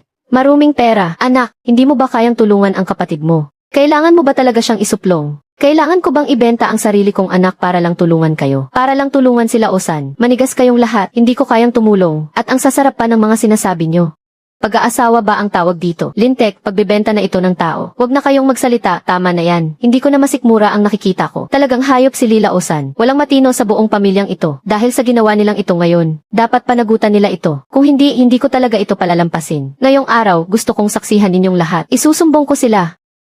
Gusto ko nang humiwalay ng pamilya. Sang-ayon ako. Kung hindi tayo maghihiwalay, hintayin mong maloko tayo. Lifuhay, habang tumatanda ka, lalo kang nawawala ng bait. Iyan ba ang mabuting anak na pinalaki mo? Kakaunti lang ang maayos sa pamilyang ito. Napakalaking kasalanan nito. Si Jayanshe, ang batang ito. Bakit ba siya ipinanganak sa pamilyang ito? Hindi ba ito buhay na impyerno para sa kanya? Humiwalay ng pamilya. Sino ba ang masusunod? Ikaw ba o ako? Gusto mong humiwalay ng pamilya, mangarap ka ng gising. Pangalawa, gusto mo lang naman akong pilitin, di ba? CJ, ngayong araw, magpapakamatay ako sa harap mo. Tingnan ninyong lahat. Tingnan niyo si Jayansh, kung paano niya pinilit magpakamatay ang sarili niyang ina. Sige na, sige na.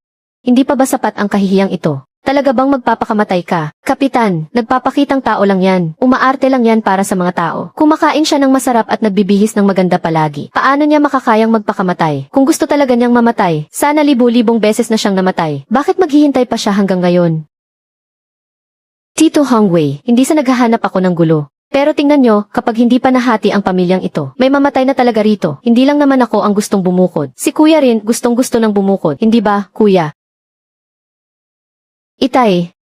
Ngayong umabot na sa ganito ang lahat, wala nang silbi kung magsasama pa tayo. Mabuti pang magbukod na tayo. Napakalaking problema ang dinala ng pangatlo sa atin. Ayaw namang maglabas ng pera ng pangalawa, at hindi rin pwedeng gamitin ang pera ng pamilya. Para lang ayusin ang gulo niya. Malapit nang magsimula ang klase ni Mingming. Hindi pwedeng maapektuhan si Mingming dahil sa kanya. Fuhay, nakita mo naman ang nangyari. Wala na tayong magagawa para maayos pa ito. Magsalita ka naman. Sige, magbukod na tayo. Kahit magkasama pa tayo rito. Wala na ring saysay. CJ, pag-usapan ninyo na lang muna. At magkasundo kayo sa mga kondisyon. Ang lumang bahay na ito, paghahatsian ng panganay at ng pangatlo. Jayansh, ang lupa ng lolo at lola mo, na naiwan para pagtayuan ng bahay, ay ibibigay na lang sa iyo. Sige, payag ako. Pero akin ang lupa. Paano naman ang pera? Noong nakaraang araw, hindi ba binigyan ka ng mga magulang mo ng 500? Ang natitirang pera ay mapupunta sa panganay at sa pangatlo. At tungkol naman sa susuporta sa mga magulang nyo. Sandali lang, ang 500 na iyon, ay pinaghirapan ko gamit ang sarili kong dugo at pawis. Pera ko naman talaga iyon sa simula pa lang. Dapat lang naibalik ninyo iyon sa akin. Kung ganito lang din ang mangyayaring paghahati, hindi ako papayag. May punto ka, Jayanshe. Sige, sabihin mo muna kung paano mo gustong hatiin. Tito Hongwei, kayo po ang pinaka-nakakaalam sa pamilya natin. Sa mga nakaraang taon, 70% ng mga punto sa trabaho ng pamilya at 80% ng kita ay ako lahat ang nagtrabaho. Ang 500 yuan na iyon ay akin naman talaga. Bakit isasama iyon sa hatiing ari-arian ng pamilya? Kung gusto ninyong hatiin gaya ng kanina, hindi iyan mangyayari. Hindi lang ako nagsasalita ng walang patunay. Tingnan ninyo po, ako ang nagbayad ng matrikula ni Liming sa pag-aaral. Ang dote para sa kasal ng pangatlong kapatid ay ako rin ang nagbigay.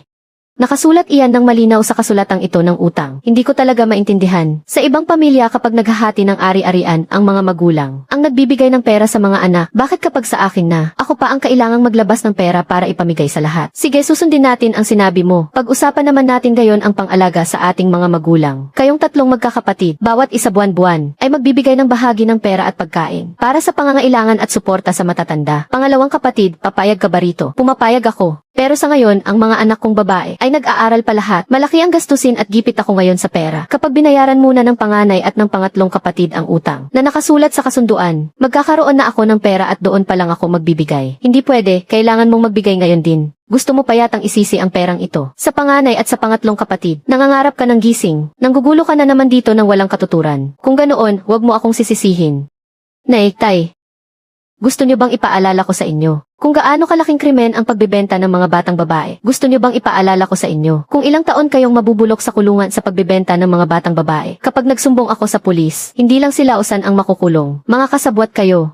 Hindi rin kayo makakatakas. Kung hindi kayo papayag, CJ, magsusumbong na ako sa pulis ngayon din.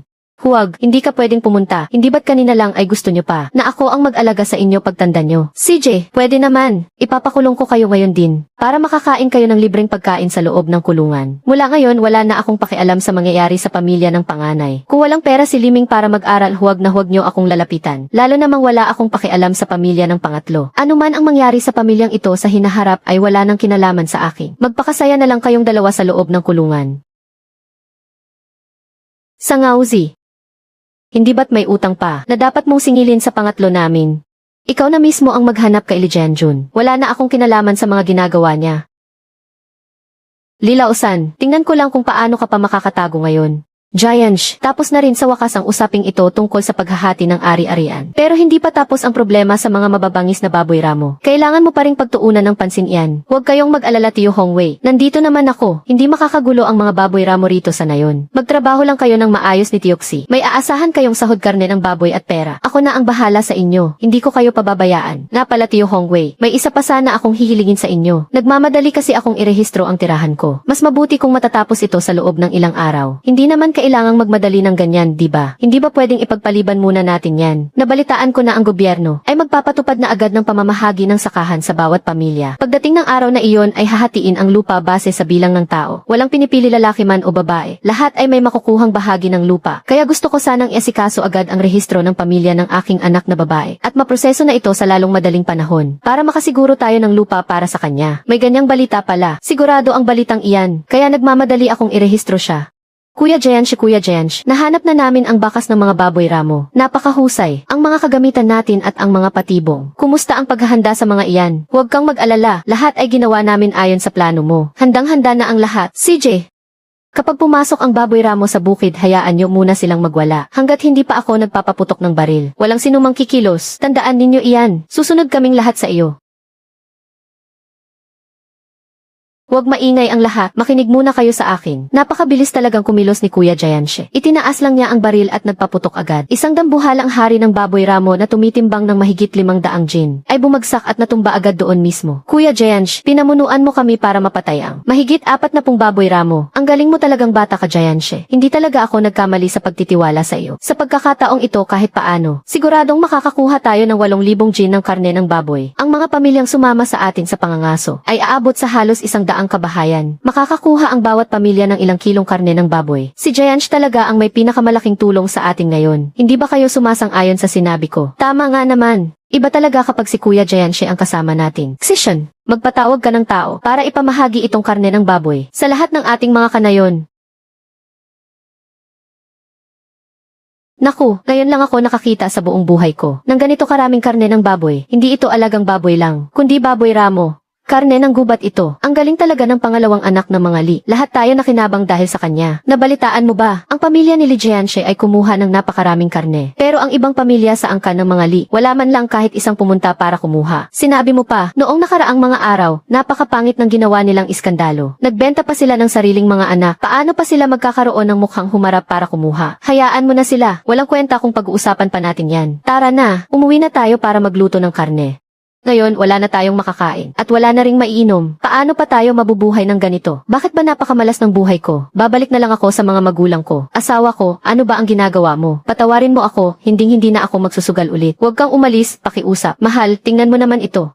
Napakasama talaga ni Zhang Gao. Kinuha niya ang lahat ng ating gamit. Wala man lang siyang itinirang pagkain kahit kaunti sa bahay natin. May pinapaboran sina tatay at nanay. Ayaw nilang maglabas ng pera para sa pag-aaral ni Mingming. Napunta lang ang lahat ng pera sa pagbabayad ng utang. Sinisira nila ang kinabukasan ng ating si Mingming. Asawa ko, kausapin mo naman sila. Nanay, tingnan mo itong napakalaking hiwa ng karne. Siguro nasa 10 jin ang nakuha natin.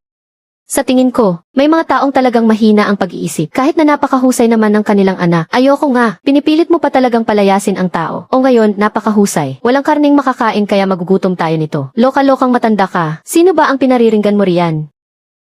Gusto kong sabihin kung sino ang gusto kong sabihin. May magagawa ka ba? Nakakita na ako ng mga taong namumulot ng pera. Pero ngayon lang ako nakakita ng tao na kusang sumasabat para lang magpamura. Mag-ingat ka sa pagkain ng baboy, baka magka-pesting baboy ka. Sige, lamon lang, sana mabulunan kayo riyan. May mga tao ang gustong kumain pero hindi naman makakain. Ang pangalawa mong anak ay nakakuha ng 2 baboy. Samantalang ikaw, tinitingnan mo lang silang kumain. Nako, galit na galit ka na niyan. Umalis ka na nga rito. Umalis ka sa harap ko. Naku po, Diyos ko, sobra akong ginalit nito. Inay, ano nang nangyari sa inyo? Huwag ninyo akong takutin. Karma na ito, Diyos ko. Ang malas naman ng buhay ko. Ano ba ang nagawa kong kasalanan? Kuya Jeansh, tingnan mo kung sino ang dumating. Kuya Jeanche, hindi ka naman pala kaibigan ah. Nanghuli ka ng baboy ramo pero hindi mo man lang sinabihan ang tropa. Kakasabi lang sa akin ang dating chick na pumunta agad ako rito para kumuha ng karne. Kaya heto, nagmamadali akong pumunta rito. Hindi ko naman gustong mang-abala. Hindi pa ba kayo kumakain? Kain muna tayo ng baboy. Sariwa ang mga karneng ito bago pa lang nahuli. Lahat ng ito ay galing sa gubat. Sige na nga, ipagpatuloy nyo muna ang ginagawa nyo. Mag-usap muna kayo. Kuya Jeanche, wag muna nating isipin ang pagkain ng baboy. Nagmamadali akong pumunta rito ng maaga para mang-abala sa iyo. Sa totoo lang, may gusto sana akong ihingi ng tulong sa iyo. Huwag ka nang mahiya. Sabihin mo lang ng diretsahan kung ano iyon. Hindi ba sinabi mo noong nakaraan? Nakahanap ng mga pambihirang produkto mula sa bundok. Ibebenta mo ba sa akin ang lahat ng iyan? Sa pagkakataong ito, gusto kong sumama sa iyo sa pag-akyat sa bundok. Pwede naman sana. Kaya lang, bakit bigla mo namang naisipang umakyat sa bundok? Sobrang nakakapagod kayang umakyat doon. At saka baka mapanganib pa. May nabalitaan ako. Balak na raw kumpiskahin ng mga otoridad ang mga baril pang aso. Kumpiskahin ang mga baril nga pala. Naalala ko na, halos sa ganitong panahon nga iyon, hindi lang pagbabawal sa baril. Marami ring mga hayop ang mapapabilang sa mga protektadong hayop. Kaya sa hinaharap ang negosyo sa pangangaso, ay mahihirapan ng kumita. Kaya ano ngayon, gusto kong pabilisin ang negosyo natin sa mga produkto mula sa bundok. Lalo na pagdating sa artipisyal na pagpaparami nito. Seryoso ka ba talaga? Ano naman ang dapat protektahan sa mga mababangis na hayop na iyan? Mas okay pang barilin sila para hindi sila makapanakit ng tao. Walang masama sa pagbabawal ng baril at pangangaso. Iyan talaga ang direksyon na patutunguhan nito. Sa susunod dapat talaga nating ituon ang pansin ng ating negosyo sa mga produkto na galing sa bundok. Kuya Jeansh, sa pag-akyat nating ito sa bundok, ang pangunahing layunin ko lang naman ay malaman ang lahat tungkol sa mga yamang bundok, kilalanin ang bawat uri nito, at idetalye ang kanilang kapaligiran kung saan sila tumutubo, para magaya natin ang pagtatanim nito sa hinaharap. At kailangan din nating kumuha ng mga dekalidad na sample para ipasuri. Kapag may opisyal na sertipiko, mas mataas ang magiging presyo nito. Ikaw talaga ang magiging pinakamayaman sa bayan natin balang araw. Ibang-iba talaga ang talas ng isip mo kumpara sa karaniwan. Kailangan ko ring samantalahin ang pagkakataong ito. Walang problema, sasamahan kitang umakyat ng bundok. At libre na ito para sa iyo ngayon. Kuya Jeansh, napakamatulungin mo naman talaga. Nakakahiya naman sa iyo kung ganoon. Ano ka ba? Huwag ka nang mahiya sa akin. Magkaibigan naman tayo. May magandang plano ka. Gusto ko ring tumulong kahit paano. Suportado kita kaya sasosyo ako sa iyo. Kuya Jeansh, masyado ka namang nagmamadali. Sa ngayon ay pangkalahatang ideya pa lang ang mayroon ako. Hindi ko pa masisiguro. Nakikita talaga ito. Baka malugi lang tayo at madamay pa kita. Sabihin mo lang kung kailangan mo ng pera. Huwag kang mahiya sa akin. Yung 2 baboy ramo na nakuha ko lang. Nabenta ko ng ilang libo. Ilalagay ko na lahat iyan sa negosyo mo. Napakabait mo talaga, Kuya Jeansh. Maraming salamat. Titiyakin kong magiging maayos ang lahat para sa iyo. Hindi kita hahayaang malugi. Parang maaga akong nakasabay sa biyahe ngayon. Sa susunod sa buong bayan, ako na ang pangalawang pinakamayaman. Heto na ang karne ng baboy. Kain na kayo. Bagong hango lang iyan sa kalan. Sariwang-sariwa pa. Tikman nating magkakasama itong baboy ramo na nakuha ko. Ano ang lasa nito para sa iyo? Heto ang mga chopstick. Sige, nakain na tayo.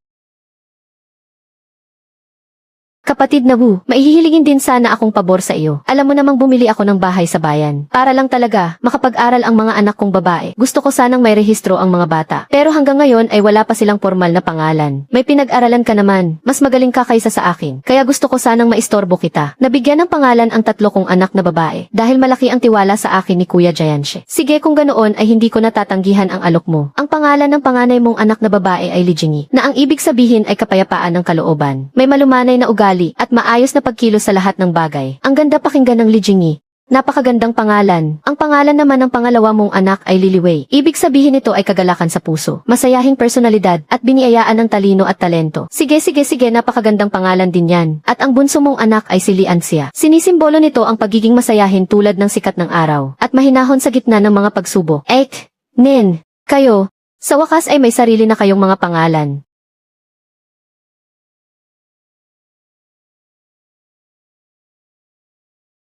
Naaprubahan na ang mga dokumento, ang mula sa Ahensya ng Komersyo, Buwis at Kagubatan. Ang mga opisyal na dokumento ay narito na lahat. Ang kooperatiba natin, ngayon sa buong bayan, ang kauna-unahang kwalipikado at legal, na lehitimong negosyo ng mga produkto mula sa bundok. Sa wakas nakaahon din tayo sa hirap. Tingnan natin kung sino pa ang mangahas, na maliitin ako kahit kailan.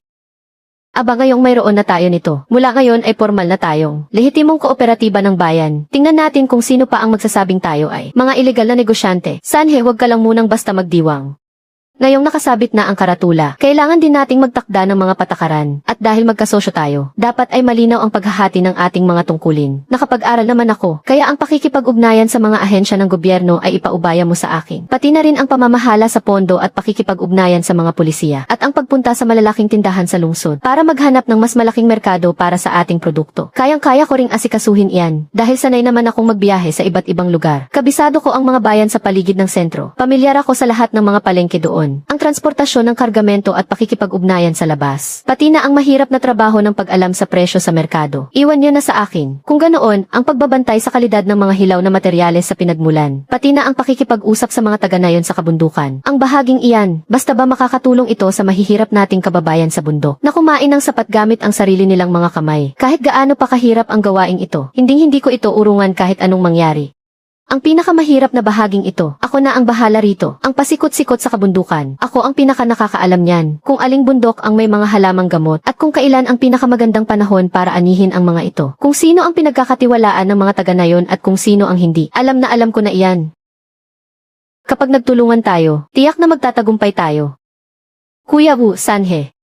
Ngayong nakuha na natin ang permit para sa kooperatiba, maaari na nating itigil ang pangangaso. Hindi naman kasi ito pang matagalang kabuhayan. Mula ngayon, dapat nating ibuhos ang buong lakas natin sa mga organikong produkto mula sa bukid at sa mga natatanging produkto mula sa bundok para sa pagbili at pagproseso ng mga ito. Kuya Jeange, ang isang leopardo ay nagkakahalaga ng libo-libong yuan. Magbabago na ang mga patakaran. Sa susunod, mas hihigpitan pa ng gobyerno ang proteksyon sa mga maiilap na hayop at sigurado namang kukunin din ang mga baril natin balang araw. Pero kailangan kumain ng mga ordinaryong tao. At gusto naman ng mga tagalungsod ng mga masasarap na pagkain mula sa bundok. Kaya lalong lalaki ang merkado para rito. Dapat ay mauna tayo bago pa magbago ang batas. Hindi natin pwedeng hintaing makuha ang mga baril bago tayo maghanap ng ibang paraan. Iba talaga mag-isip sa hinaharap si Kuya Jayanche. Ngayon ang mga tao sa syudad ay nagsisimula ng magpahalaga sa kanilang kalusugan. Ang tenga ng daga ay nagpapalinis at nagpapalakas ng baga. Ang ligaw na ginseng naman ay pampalakas ng katawan at enerhiya. At ang tianma naman ay nagpapalakas ng mga ugat. Ang mga produktong galing sa bundok na ito doon sa syudad, mabili talaga sa mga malalaking tindahan doon. Kuya Wu, ito ang nakuha kong pera bilang kabayaran sa paghahati ng aming pamilya. Pati na rin ang mula sa pangangaso at pagbebenta ng halamang gamot na umabot sa 5,000 piso sa kabuuan. Itataya ko ang lahat ng ito sa kooperatiba. Kuya Jeanche, halos lahat na yata ng naipon mo ay itinaya mo na rito. Paano kung kasama ang talino ni Kuya Wu at ang bilis kumilos ni Sanhe, pati na rin ang husay ko sa pangangaso at pagkuha ng mga halamang gamot. Sa mundong ito kung hindi tayo yayaman sino pa? Walang paano. Tiwala ako sa sarili kong desisyon at mas lalo akong nagtitiwala sa kakayahan nating tatlo. Hawakan mo ang perang ito. Kung magtatrabaho tayo, dapat malakihan agad. Napakagandang lugar nito. Maganda ang singaw ng hangin dito. Tuyo ang sahig. Bagay na bagay paglagyan ng mga tuyong paninda. Sa susunod, dito sa silangan ilalagay ang mga tuyong tenga ng daga at kabute. At sa kanluran naman ang mga ligaw na dangshen at huangjing. Doon naman sa pinakasulok sa loob, itatabi natin para sa mga mamahalin at pambihirang halamang gamot. Kuya Jeange, kasya kaya rito ang libo-libong kilo ng mga paninda. Libo-libong kilo baka mo. Sanhe. Basta maganda ang kalidad ng kinukuha nating paninda. Ang liit naman ng lugar na ito, baka sa hinaharap hindi na ito maging sapat para sa atin. Ate, talaga bang kaya ko siyang pasanin para pumasok sa paaralan? Dati noong nasa bahay pa kami ni Tito, kahit na malinaw namang may bag si Kuya, hindi man lang niya ako pinayagang sulyapan iyon. Naman, sinabi ni Papa, hindi lang tayo makakapag-aral pa tayo sa kolehiyo. Nandito na si Papa. Kumakain ka na naman ng candy, ang takaw mo talaga. Jenny, Liwi, ang mga uniforme at mga aklat sa paaralan. Sasamahan kayo ni Papa bukas para bumili. Giants, ang buhay na ito, dati hindi ko man lang ito magawang pangarapin. Parang nananaginip lang ako palagi. Baka pagdilat ng mga mata ko, bumalik ulit ako sa lumang bahay. Doon sa loob ng sirang kwarto na pinapasukan ng malamig na hangin. Xiu Fang. Naging walang hiya ako dati. Manhid at walang pakialam, pinabayaan ko kayong apat na mag-ina na dumanas ng matinding hirap kasama ko. Patay na ang dating ako. Simula ngayon, hanggat may makakain ako, hindi ko hahayaan na kayo ay dumanas ng kahit kaunting hirap. Giants, hindi ako natatakot dumanas ng hirap basta't nasa puso mo kaming mag-ina. Para sa akin mas matamis pa sa pulot ang buhay natin. Ang malaking department store sa syudad at ang ilang malalaking botika nagbigay na ng tugon basta't makakapagbigay tayo ng mataas na kalidad ng ligaw na Huangjing at Dangshen at ang unang klaseng taingang daga. Kukunin nila kahit gaano pa karami ito. Ang presyo, siguradong mas mataas ng 20% kumpara sa palengke. Ano pang hinihintay natin? Ang kaunting supply lang sa palengke ng bayan natin. Kulang na kulang pa yan para sa atin. Sa paligid ng bayan, tanging sanayon lang ng Li at doon sa gubat sa likod nito. Ang may pinakamaraming ani mula sa bundok at may pinakamagandang kalidad. Ang mga tao doon, sanay na sanay umakyat ng bundok na parang naglalakad lang sa patat. Ang pangunahing base natin ay kailangang itayo sa nayon ng Li. Kuya Jianj, kakahiwalay mo pa lang sa lumang bahay ng pamilya Li at sa grupo ng mga taong yon nang magbukod kayo. Ang gulo pa naman ng naging hiwalayan ninyo. Ngayong babalik ka sa nayon. Paano kung gawan ka nila ng paraan para sumablay?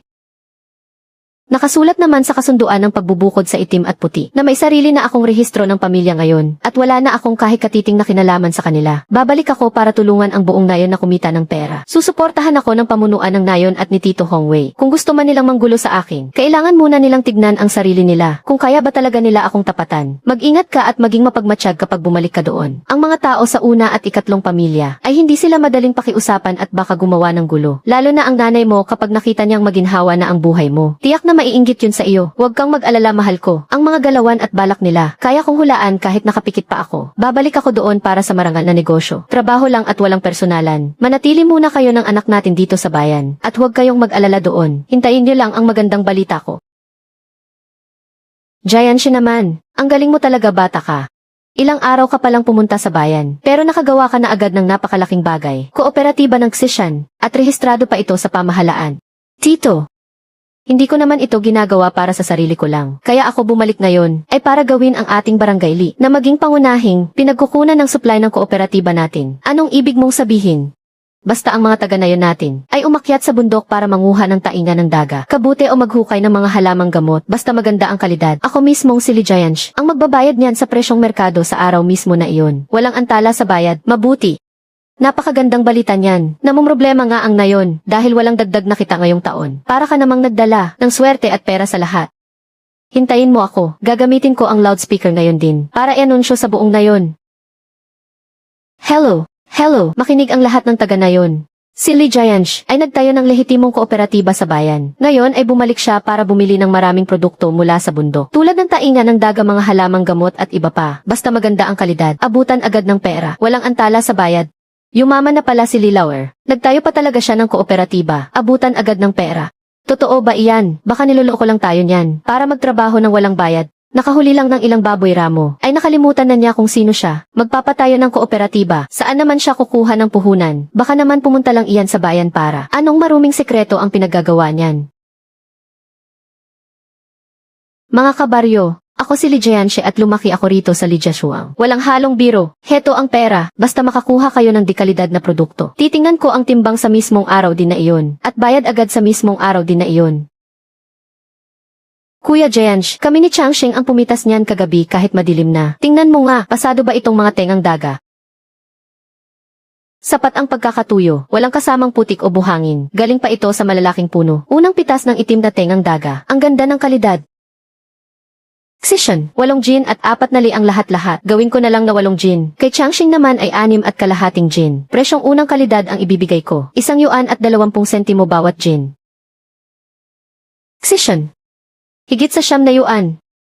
Ang tatay ko nga na nagtatrabaho sa pangkat ng produksyon ng 1 buwan. Hindi makakaipon ng ganito kalaking pera.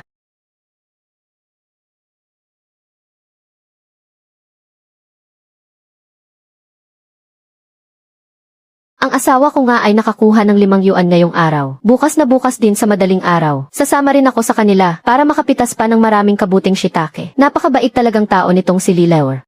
Dati-rati ay sinasabi ng lahat na sunod-sunuran lang siya sa magulang at walang silbi. Pero ngayon pala, may tunay pala siyang kakayahan. Tinutulungan pa niya ang buong baryo na yumaman. Totoo iyan.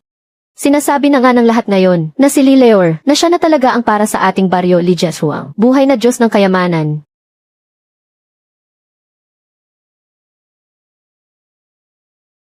Mang Wang, sobrang nagmamadali ka sa paghukay nitong Huangjing. Naputol mo tuloy ang mga ugat nito. Tumagas na tuloy ang katas nito. Pumangit ang kalidad nito. Sa susunod na maghukay ka, mag-iwan ka pa ng 2 pulgadang lupa sa gilid. Sige Jianj, ikaw talaga ang may alam sa ganito. Tatandaan ko yan.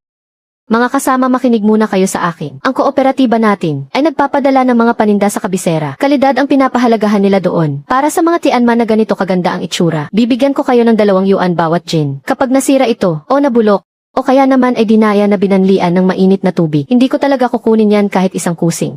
Mga kasama, mas mabuti pang maghukay muna tayo ng mas kaunti. Basta siguraduhin nyo lang na maayos ang kalidad. Ito ang tamang paraan para kumita tayo ng matagalan. Makinig tayo kay Giant, siguradong maayos ang kalidad at dami.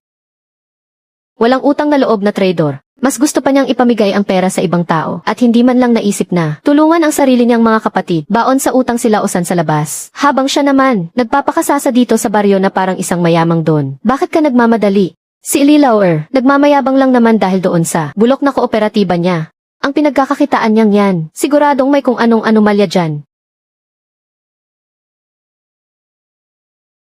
Ang paborito nilang si Lee Giant, masyadong mayabang nitong mga nakaraang araw. Naiinis ako kapag nakikita ko ang mga hampas lupang yan, na kumukuha ng tigsa 10 yuan sa kanya araw-araw. Masakit sa mata ko. Sa sobrang inggit ay parang puputok na ang mga mata ko. Kuya, hindi naman pwedeng manood lang tayong magkakapatid. Nakakapagod pumasok sa masukal na gubat. Tanga lang ang aakyat sa bundok na yan. At dahil marami namang pera si Lee Lauer, bakit hindi tayo gumawa ng paraan para makahutot tayo ng malaki sa kanya? Masyadong wise ang pangalawang kuya ko ngayon. Kung aagawin niyo ng harapan, yung hawak niyang shotgun na hunting ng baboy ramo ay hindi biro. Para maisahan siya, kailangang gamitan ng utak. Lilausan, sarili mo pa rin siyang kuya. Ano namang kalokohan ang naiisip mo? Sige nga, ilatag mo. Wala akong kuya na katulad niya. Narinig ko sa tagalista ng kooperatiba na tinitingnan lang niya kung tuyo o basa ang mga paninda. Kailangan lang nating ilagay ang may mga amag. Isalaksak ang mga luma at bulok sa pinakailalim. Tapos takpan ng magaganda sa ibabaw. At buhusan pa ng kaunting tubig para bumigat ang timbang. Marami naman siyang tinatanggap na paninda araw-araw. Paano pa niya matititigan ng maigi yan? Ang galing ng naisip mo. Nakasalalay dito ang tagumpay natin. Basta makakuha tayo sa kanya ng ilang daang piso. Pupunta tayong magkakaibigan sa bayan mamayang gabi. At magpapakasasa sa malaking restaurant.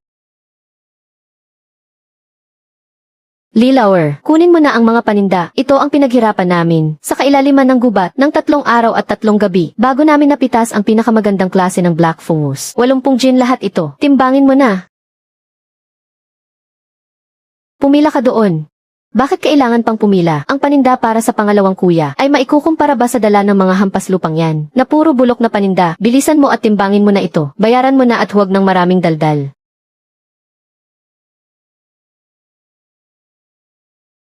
Xishan, buksan mo, suriin ang mga paninda.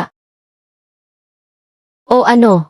Hindi kita niloko, diba? Napakagandang klase nito. Ilabas mo na ang pera, Lee Lauer.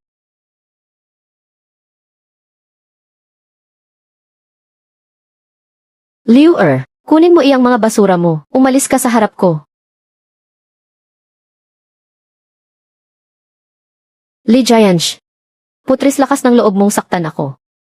Dito sa nayon ng Lee. Wala pang kahit sino ang may lakas ng loob na hiyain ako ng ganito.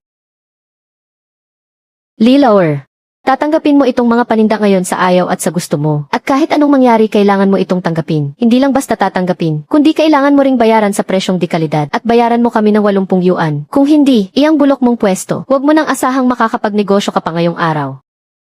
Lauer, huwag kayong gumawa ng gulo. Nasa tabi lang natin ang opisina ng nayon. Paparating na rito si Kalihim Hongwei. Huwag mo nga akong daanin sa kapangyarihan ng nayon. Kahit ang pinakamataas na pinuno pa ang pumunta rito ngayon. Lee Lauer, kailangan mo pa ring ilabas ang pera para sa akin. Lauer, masyado yatang malaki ang hangad mo. Noong ako si Lee Giant ay nasa masukal na gubat at nakikipaglaban ng mano-mano sa mababangis na oso. Ikaw na bata ka, ay nagnanakaw pa lang ng mga manok sa nayon. Kung gusto mo ng pera, magtrabaho ka gamit ang sarili mong kakayahan. Pero kung gusto mo akong pagnakawan ng harapan, tingnan muna natin kung mabubuhay ka pa para gastusin ito. Manigas ka.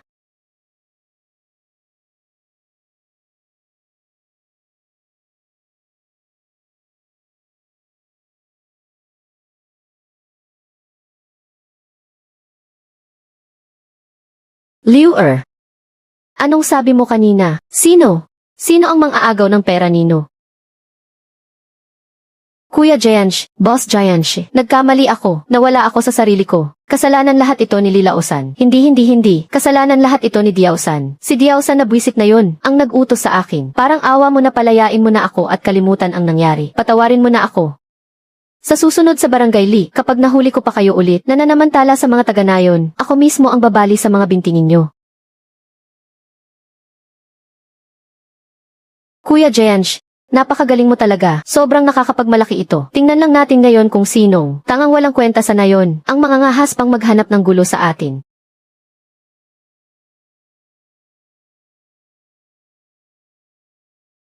Kuya Dos, palalampasin na lang ba natin ang bastusan na ito? May backup na si Lilaw mula sa pamunuan ng barangay ngayon, at napakalakas pa niya lumaban. Mukhang sa barangay Li ay hindi na tayo makakakuha ng magandang pagkakataon. Palalampasin na lang. 30 taon na akong nabubuhay sa mundong ito. Pero hindi pa ako napahiya ng ganito katindi kailanman. Kapag hindi ko siya pinabagsak, paano pa ako makakaharap sa barangay Li sa susunod? Paano pa ako rerespetuhin ng mga tao rito? Kuya Dos, kanina palang hapon narinig kong binanggit ng kalihim sa barangay hall na si Lee Jayanshe at ang mga kasosyo niyang tagalungsod sa tinatawag nilang kooperatiba ng Xishan ay umarkila ng malaking bodega sa timog na bahagi ng bayan para doon tanggapin ang mga produkto at magbayad. Sa timog na bahagi ng bayan, sigurado ka ba? Liu nandito sa papel ang eksaktong tirahan. Ang aking ikalawang kuya nitong mga nakaraang araw ay abala sa pagtanggap ng mga produkto doon sa nayon. Doon naman sa bodega sa bayan, ang nandoon lang ay si Uyuan na nakasalamin at ang utusan na si Wei Sanhe. Yung dalawang yun ay hindi pa nakatapak sa bukid kailanman, lalong wala silang alam sa mga produkto mula sa bundok. Lilaosan, ang tindi mo rin bata ka. Pati sarili mong kuya ay nagagawa mong traidorin. Noong naghati-hati kami ng ari-arian, bakit hindi niya naisip na kapatid niya ako? Siya ay kumikita ng malaki, habang pinapanood niya lang akong bugbugin ng mga pinagkakautangan ko. Ang galit na ito, kailangan kong mailabas.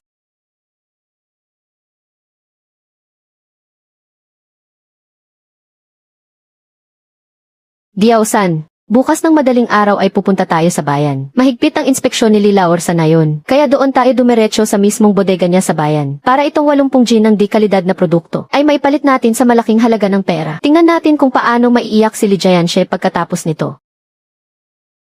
Bossing, mukhang abala kayo ah.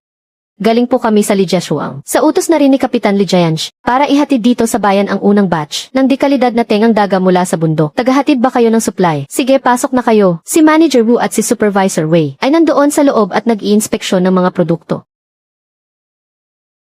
Manager Wu, Supervisor Wei, kami po ay mga taga-Lijiashuang na mga simpleng magbubukid lang. Abala po si Kuya Jayanshi doon sa nayon dahil sa pakikipagpulong kay Kalihim Hongwei. Kaya ibinili niya talaga sa amin na dalhin itong pinaka magandang klase ng tengang daga dito muna sa bayan para masuri ninyo agad. Galing sa Lijiashuang ang mga ito. Bakit wala si Jayansh? Tumawag man lang sana muna sa akin. Manager Wu, madalas kasing masira ang telepono sa baryo namin. Sabi ni Kuya Jayansh, nagmamadali raw ang lungsod sa batch na ito ng mga paninda. Kaya hindi raw kami dapat mag-aksaya kahit isang saglit. Pagkatapos maihatid ang mga paninda, direkta na nating sisingilin ang bayad dito para makauwi na kami at maibigay ang sahod sa mga kanayon natin. Ang amoy na ito, bakit parang iba ang amoy?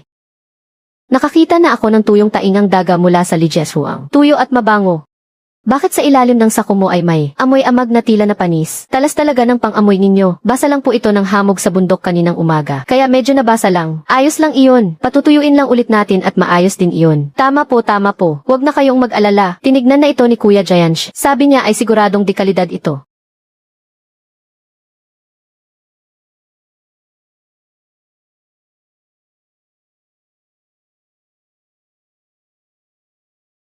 Maganda nga naman ang itsura nito. Malinaw ang mga guhit. Maayos din ang pagkatuyo. Mabuti naman, nakalusot din sa wakas. Magugustuhan ba talaga ni Lee Jayanshe ang ganitong may od at inaamag, bulok na paninda na hinaluan ng 2 sa 3 bahagi ng putik at buhangin? Teka muna, ikaw ba si Lilawer na binanggit sa akin, yung gumawa ng gulo sa may dulo ng baryo, ang walang hiyang hindi makalaban kaya naninira na lang ng iba? Wei Sanhe. Huwag mo akong paratangan ng ganyan. Naghahatid lang kami ng tapat. Kung ayaw ninyong tanggapin ay di huwag. Bakit kailangan nyo pa kaming laitin? Kuya, huwag ka nang makipagtalo sa kanila. Hayaan mo na kung ayaw nilang magbayad. Alis na tayo. Mga bro, huwag kayong magmadali. Bilang mga negosyante, mahalaga ang maayos na pakikitungo para swertehin ang negosyo. Baka nabasa nga talaga habang nasa biyahe. Kaya nasira ang mga ito. Ganito na lang, hindi biro ang 80 piso. Sa safe sa opisina ko, walang ganyang kalaking cash ngayon. Supervisor Wei, kunin mo ang passbook. Pumunta ka sa South Street Credit Union at mag-withdraw ng 100 piso. Tama. Kukunin ko na ang pera ngayon din. Uminom muna kayo ng mainit na tsaa sa reception room habang naghihintay. Huwag na kayong magalit.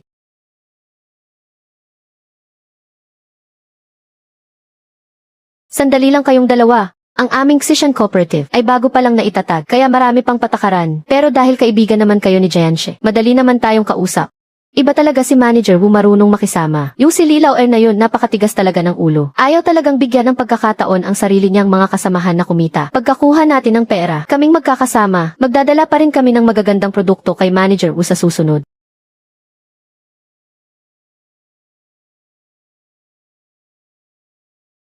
Patay, may mga pulis, takbo bilis. Officer. Isang malaking pagkakamali lang ito. Narito lang kami para magbenta ng mga produkto mula sa bundok. Hindi kami mga magnanakaw. Officer. Ang mga taong ito ay hindi lang nagbebenta ng mga peking produkto, kundi sangkot din sa malaking panloloko sa negosyo. At sa aming bilihan sa Lee Family Village, marahas kaming pinaligiran at nanggulo pa sila. Mariing hinihiling ng ating kooperatiba, nasampahan sila ng kaso ayon sa batas. Manager Wu, Supervisor Wei. Salamat sa pagbibigay ninyo ng matibay na ebidensya. Ang grupong ito sa bayan natin ay matagal nang nanggugulo at nambubulas. Talagang mga tipikal silang miyembro ng sindikato. Ngayong malinaw at matibay na ang mga patunay. Sapat na ito para mabulok sila sa loob at makulong ng ilang taon. Jesus Mariosep naman. Nasaan ba ang hustisya ng langit? Si Li Laoer ay naging malaking boss na sa lungsod, tapos bigla na lang niyang ginigipit ang mga kababayan natin, at pinapahirapan tayo ng sagad hanggang sa dulo. Ang anak ko namang si huli lang naman siyang naghatid ng mga produkto sa lungsod ng kaunti. Nakipagsabuatan na agad siya sa mga tagalungsod, sa masasamang elemento doon, para ipakulong ang aking anak. Li Jiansh, napakasama ng budhi mo at wala kang utang na loob. Hindi ka mamamatay ng mapayapa. Pinipilit mo ang mga kababayan natin na ibenta sa iyo sa napakamurang halaga ang kanilang pinaghirapan. Kapag hindi sumunod ay ipapakulong mo agad. Tingnan ninyong lahat ito. Tao pa ba ito na galing sa baryo natin? Halimaw ito na kumakain ng kapwa. Demonyong walang awang lumalamon ng buo. Narinig ko nga pala na ang kooperatiba ni Li Laoer sa lungsod ay hindi naman talaga legal na negosyo, kundi niloloko lang niya tayo gamit ang napakababang presyo para makuha ang mga produkto ng baryo natin at ibenta iyon sa lungsod ng maisampung beses na patong. Sina Erlei at Diaosan ang nakatuklas sa sikreto niya, kaya gusto nilang pumunta sa lungsod para sabihin ang katotohanan kay Manager Wu. Pero naunahan at pinagbintangan sila ni Li Laoer, kaya ipinahuli sila sa mga pulis. Totoo ba iyan? Piso at 20 sentimo bawat kalahating kilo ng kabute. Mabebenta talaga ito sa bayan ng 10 piso. Walang usok kung walang apoy. Dati naman si Li Laoer, napakatapat na tao. Ngayon ang lupit na ng ginagawa niya. Pati sarili niyang kapatid isinumbong niya. Ano pa ba ang hindi niya kayang gawin? Li Jiansh, lumabas ka rito. Magbigay ka ng paliwanag sa buong nayon. Tama, traidor ka at walang utang na loob. Nagkapera ka lang nang gipit ka na ng kapwa. Kapag hindi mo inilabas si at si Diaosan, ngayong araw na ito, wawasakin namin ang bakuran mong ito. Sirain ang bakurang ito.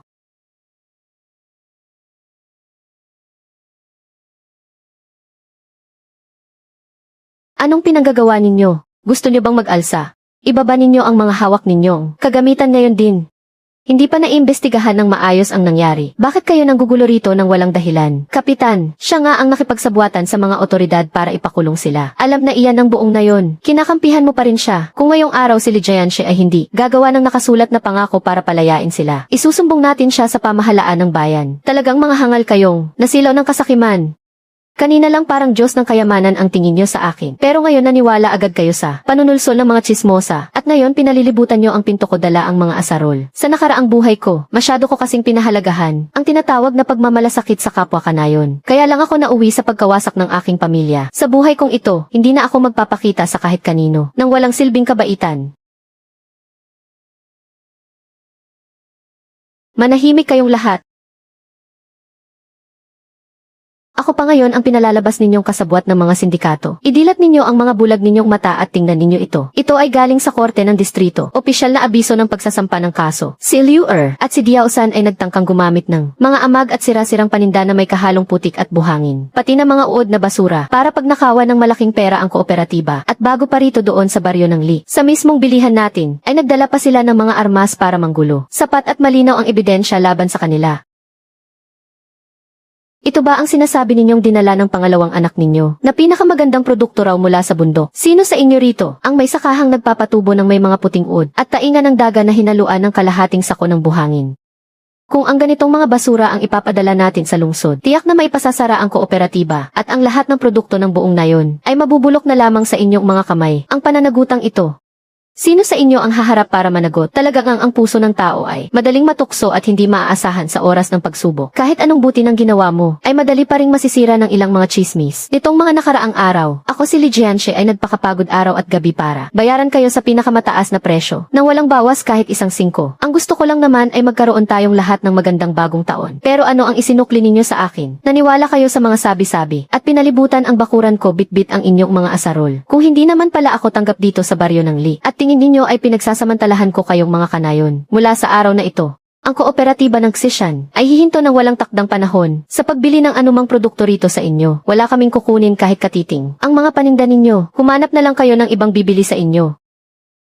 Aking asawa, sumama ka pa kasi doon sa asawa ni Liu Erlai ngayon para sugurin at paligiran ang bahay ni Li Lauer. Heto na ngayon, napakaganda. Ayaw na talagang bumili ni Li Jianche. Ang 2 basket natin ang taingang daga. Ano nang gagawin natin? Para sa anak natin yan. Pambayad sana sa matrikula niya. Malay ko ba na si Li Lauer ay ganyan katigas ang ulo. Kasalanan naman kasi ito ng pamilya ni Liu Erlai. Sila ang gumawa ng kalokohan. Tapos dinamay pa ang buong nayon sa paghihirap. Kung hindi bibili si Lauer, ang mga taingang daga natin, kahit 2 sentimo bawat kalahating kilo, walang kukuha. Hindi pwede ito. Hindi natin pwedeng hayaang makaligtas ng ganoon lang ang pamilya Liu. Sila ang may gawa ng gulo. Bakit ang buong nayon ang magbabayad sa ginawa nila? Tara! Sugurin natin ang 2 walang hiyang babaeng iyon at magtuos tayo. Puwersahin natin silang humingi ng tawad kay Lauer.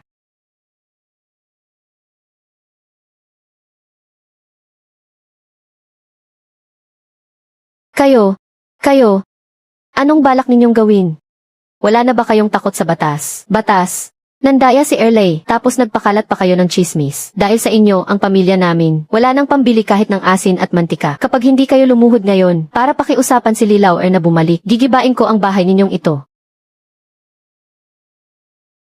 Jianche, kapatid ko, hihingi ng tawad sa iyo ang ate mo. Kasalanan ng madaldal kong bibig na nagsalita ng kung ano-ano. Kasalanan ko talaga. Nagmamakaawa ako sa iyo, magpatawad ka na sana. Patawarin mo na kami. Huwag mo namang sirain ang kabuhayan ng buong nayon.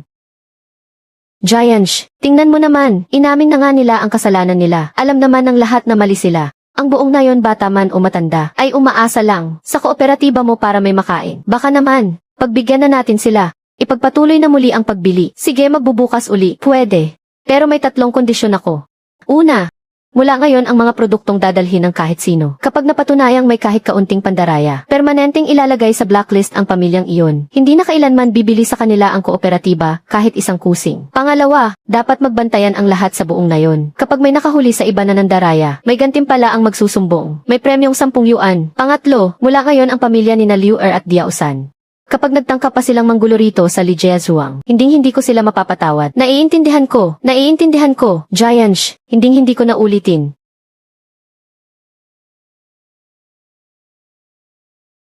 Naku Mingming. Bakit ka ba naging ganyan kapuso? Binalian mo pa ng braso ang tao. Ipapatalsik ka pa ng eskwelahan. Bilang nanay mo, paano pa ako mabubuhay niyan?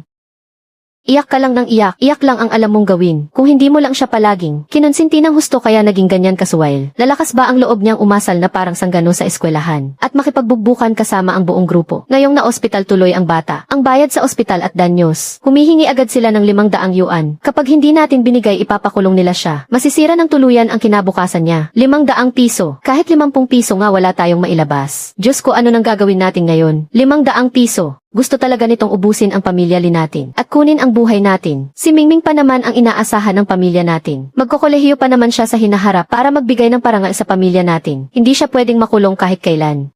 Inay-itay, gumawa naman kayo ng paraan. Si Mingming pa naman ang panganay ninyong apo. Hindi na natin maasahan si pangatlo. Ang lahat ng naipon niya, naubos ng lahat sa sugalan. Ngayong ang tanging makakapaglabas ng 500 sa buong pamilya, hindi, kundi sa buong baryo. Iisang tao lang. Itay.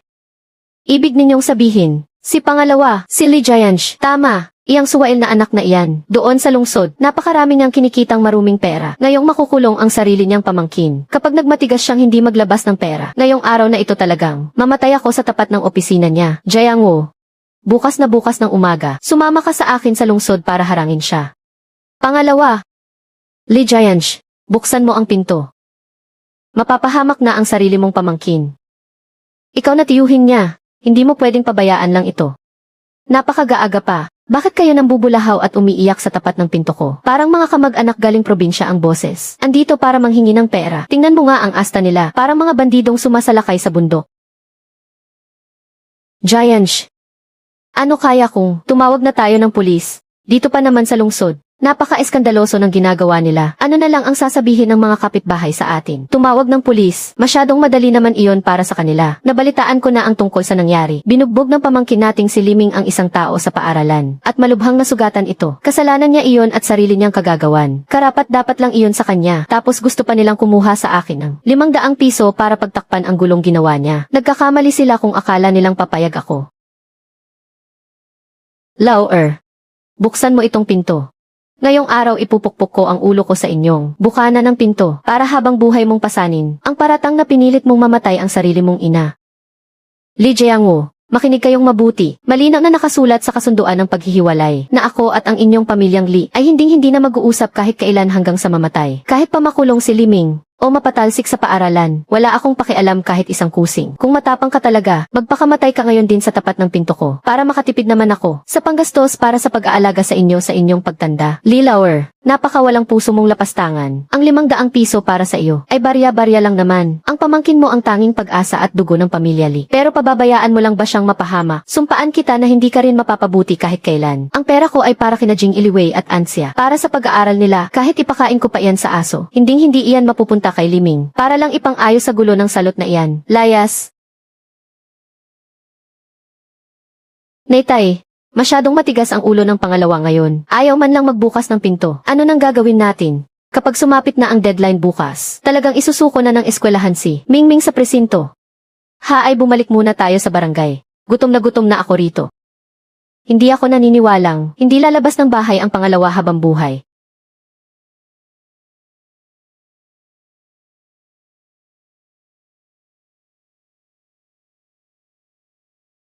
Kuya Jianxie, may malaking problema. Bilis buksan mo ang pinto. Sanhe. Bakit ka natataranta? Anong nangyari? Ang bodega. Ang bakal na vault sa opisina. Kagabi, sinira na kung sino gamit ang lagari at bareta. Ang pera sa loob na pambayad sana sa mga supplier, 4,200 piso. Ay nanakaw lahat. Ano? Higit sa 4,000 na wala lahat. Tumawag na ng pulis si Kuya U. Nang pera iyon ng kooperatiba, ang buong pondo natin para sa operasyon. Kapag hindi iyon nahanap, ngayong hapon ay kailangan nating ay kansela ang mga order para sa lungsod at sa mga boss. Masisira ng tuluyan ang reputasyon natin. Ayan karma na iyan. Ayaw mong tulungang iligtas ang sarili mong pamangkin, kaya pati ang langit ay hindi na nakatiis. Kinuha ang lahat ng maduming pera mo. Haha. Magsitahimik kayong lahat. Sanhe. Hayaan mo na sila. Tara, pumunta tayo sa bodega.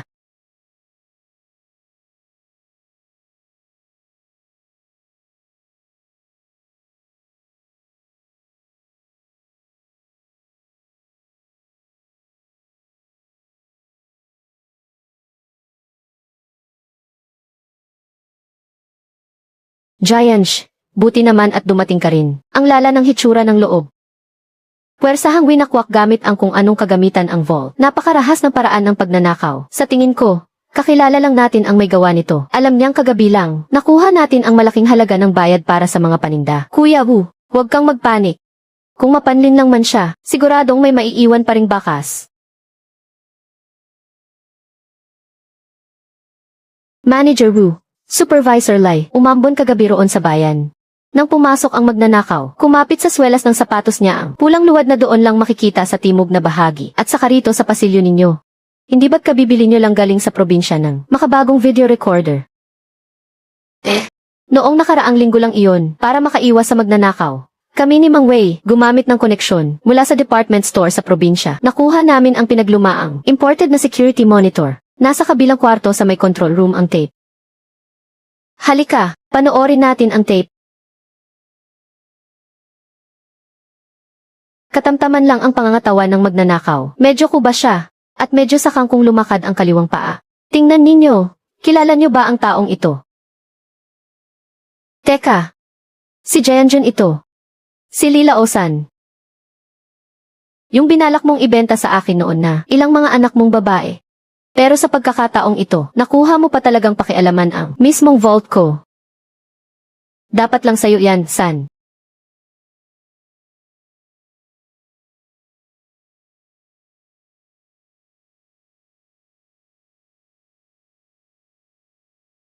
San ang anak ko?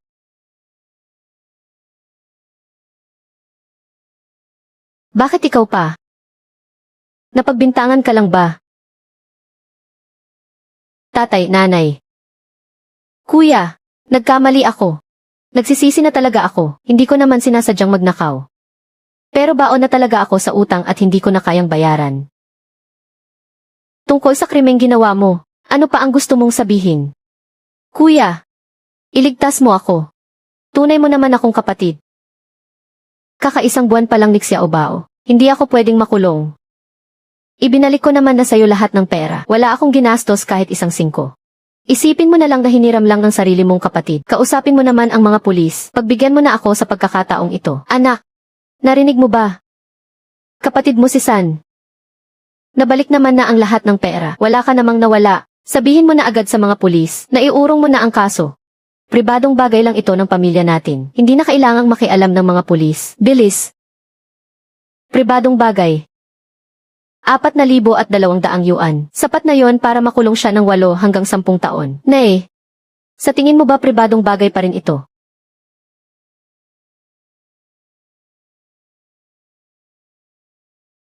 Gipit na nga ang sitwasyon. Naninigarilyo ka pa rin. Kapag nakulong si San, masisira ang buong buhay niya. Anak, may pakiusap si tatay sa'yo ngayon. Nagmamakaawa ka sa akin. Sige nga sabihin mo.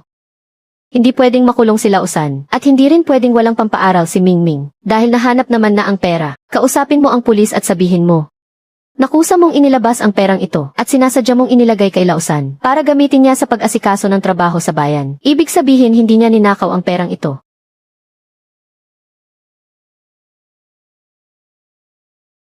Anong sinabi mo? Gusto mong magsinungaling ako sa pulis para sa kanya. Alam mo ba kung ano ang ibig sabihin yan? Paglabag sa batas iyan. Gusto mo akong sumalo para kay Lausan at umako ng kasalanan niya. Na Lauer, ikaw naman talaga ang pinuno ng kooperatiba at ikaw ang nagpapasya pagdating sa pera. Sabihin mo na lang na ipinahiram mo ito kay Lausan. Hindi ka na rin sisisihin ng pulis. Sa ganoong paraan ligtas na si Lausan. At saka dahil napakarami mo namang pera. Tulungan mo na rin ang panganay mong pamangkin para sa 500 pisong pampagamot niya at akuin mo na rin iyon. Sabihin mo na lang na galing iyon sa pondo ng kooperatiba. Di ba ayos na ayos iyon para sa ating lahat? Na Lauer. Kapag nakulong si Lausan, ang pamilya natin sa buong nayon ay tuluyan ng mapapahiya at hindi na makakataas ng noo. Bilang nakatatandang kapatid, magtiis ka muna ng kaunti. Kausapin mo ang pulis at ipaliwanag ang nangyari. Nakikiusap ako sa iyo bilang kuya mo. Tito. Pakiusap lumayo-layo ka nga sa akin. Bagong taon na bagong taon. Huwag kang tumambay na parang bangkay sa tapat ng bahay ko. Napakamalas. Nabenta na kung nabenta na. 3 walang pakinabang na bata. Pagsasayang lang ang pagkain kung bubuhayin pa sila rito.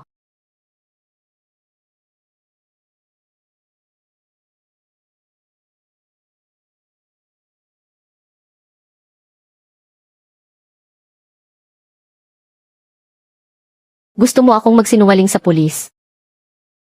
At iharap ako sa panganib na makulong. Tulungan ninyong makatakas si pangatlo. Hindi ba kayo natatakot na mawasak ang pamilya ko? Ano bang alam ninyo? Kasalanan mo kung bakit hindi ka makapanganak ng lalaki. Kahit gaano pa karami ang pera mo ngayon. Ano namang silbi niyan? Kapag naipakasal na ang mga anak mong babae, mapupunta lang din sa ibang tao ang lahat. Matandang Lee. Qin Yui. Tingnan ninyo akong mabuti. Ako ang tunay ninyong anak. Hindi isang aso, na pinalaki ng pamilya ninyo. Ang panganay ay matakaw at tamad. Parang linta habang buhay, na sumisipsip sa dugo ko. Si Liming na nakikipag-away at nakakabaldado ng kapwa. Karma niya iyan sa pagiging salot niya.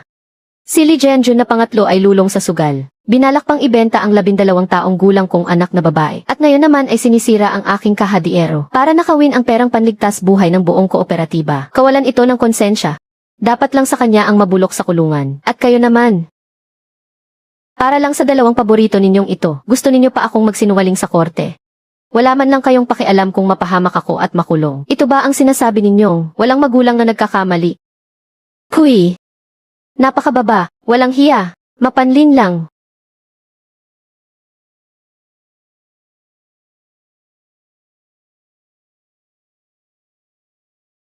Ngayong araw, sa harap ng lahat ng nakakakita rito, ako, at ang pamilya ninyong mga Lee, ay formal nang puputulin ang relasyon bilang magulang at magkakapatid.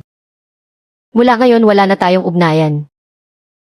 Nagnakaw si Lee Jeonju ng 4,200 piso. Napakalaking halaga niyan. Hindi ko lang basta hindi iurong ang kaso. Kukuha pa ako ng pinakamagaling na abogado sa buong bayan. Sentensyahan ninyo siya.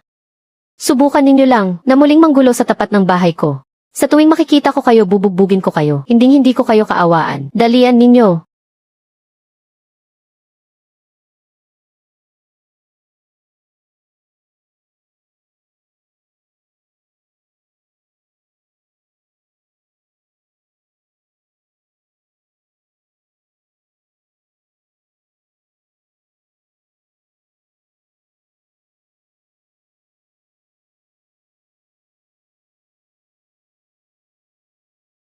Panginoon ko, salamat sa binigay mo sa aking isang pagkakataon na ito. Sa buhay kong ito, hindi ko binigo ang aking asawa at anak gamit ang sarili kong mga kamay. Pinrotektahan at itinaguyod ko sila.